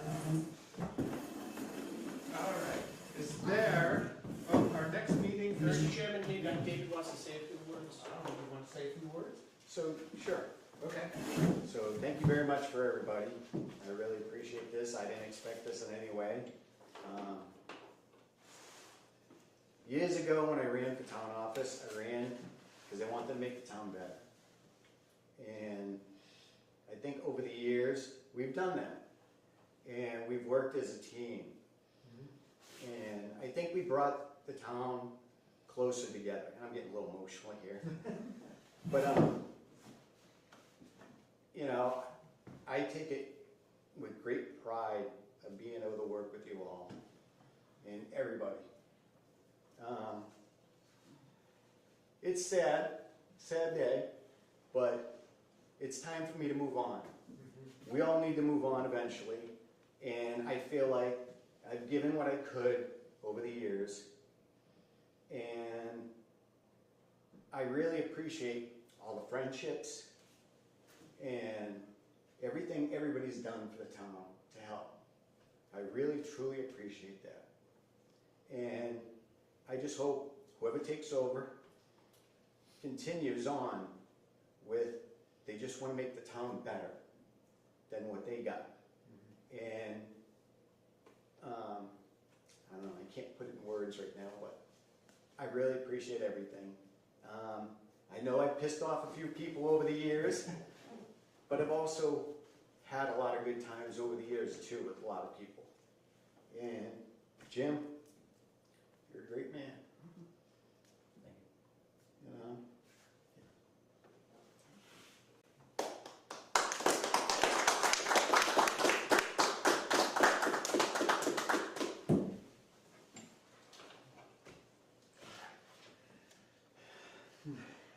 Motion to adjourn. All right, I'll just say our next meeting is Thursday, May 7th, 2026 at 6 p.m. Go ahead.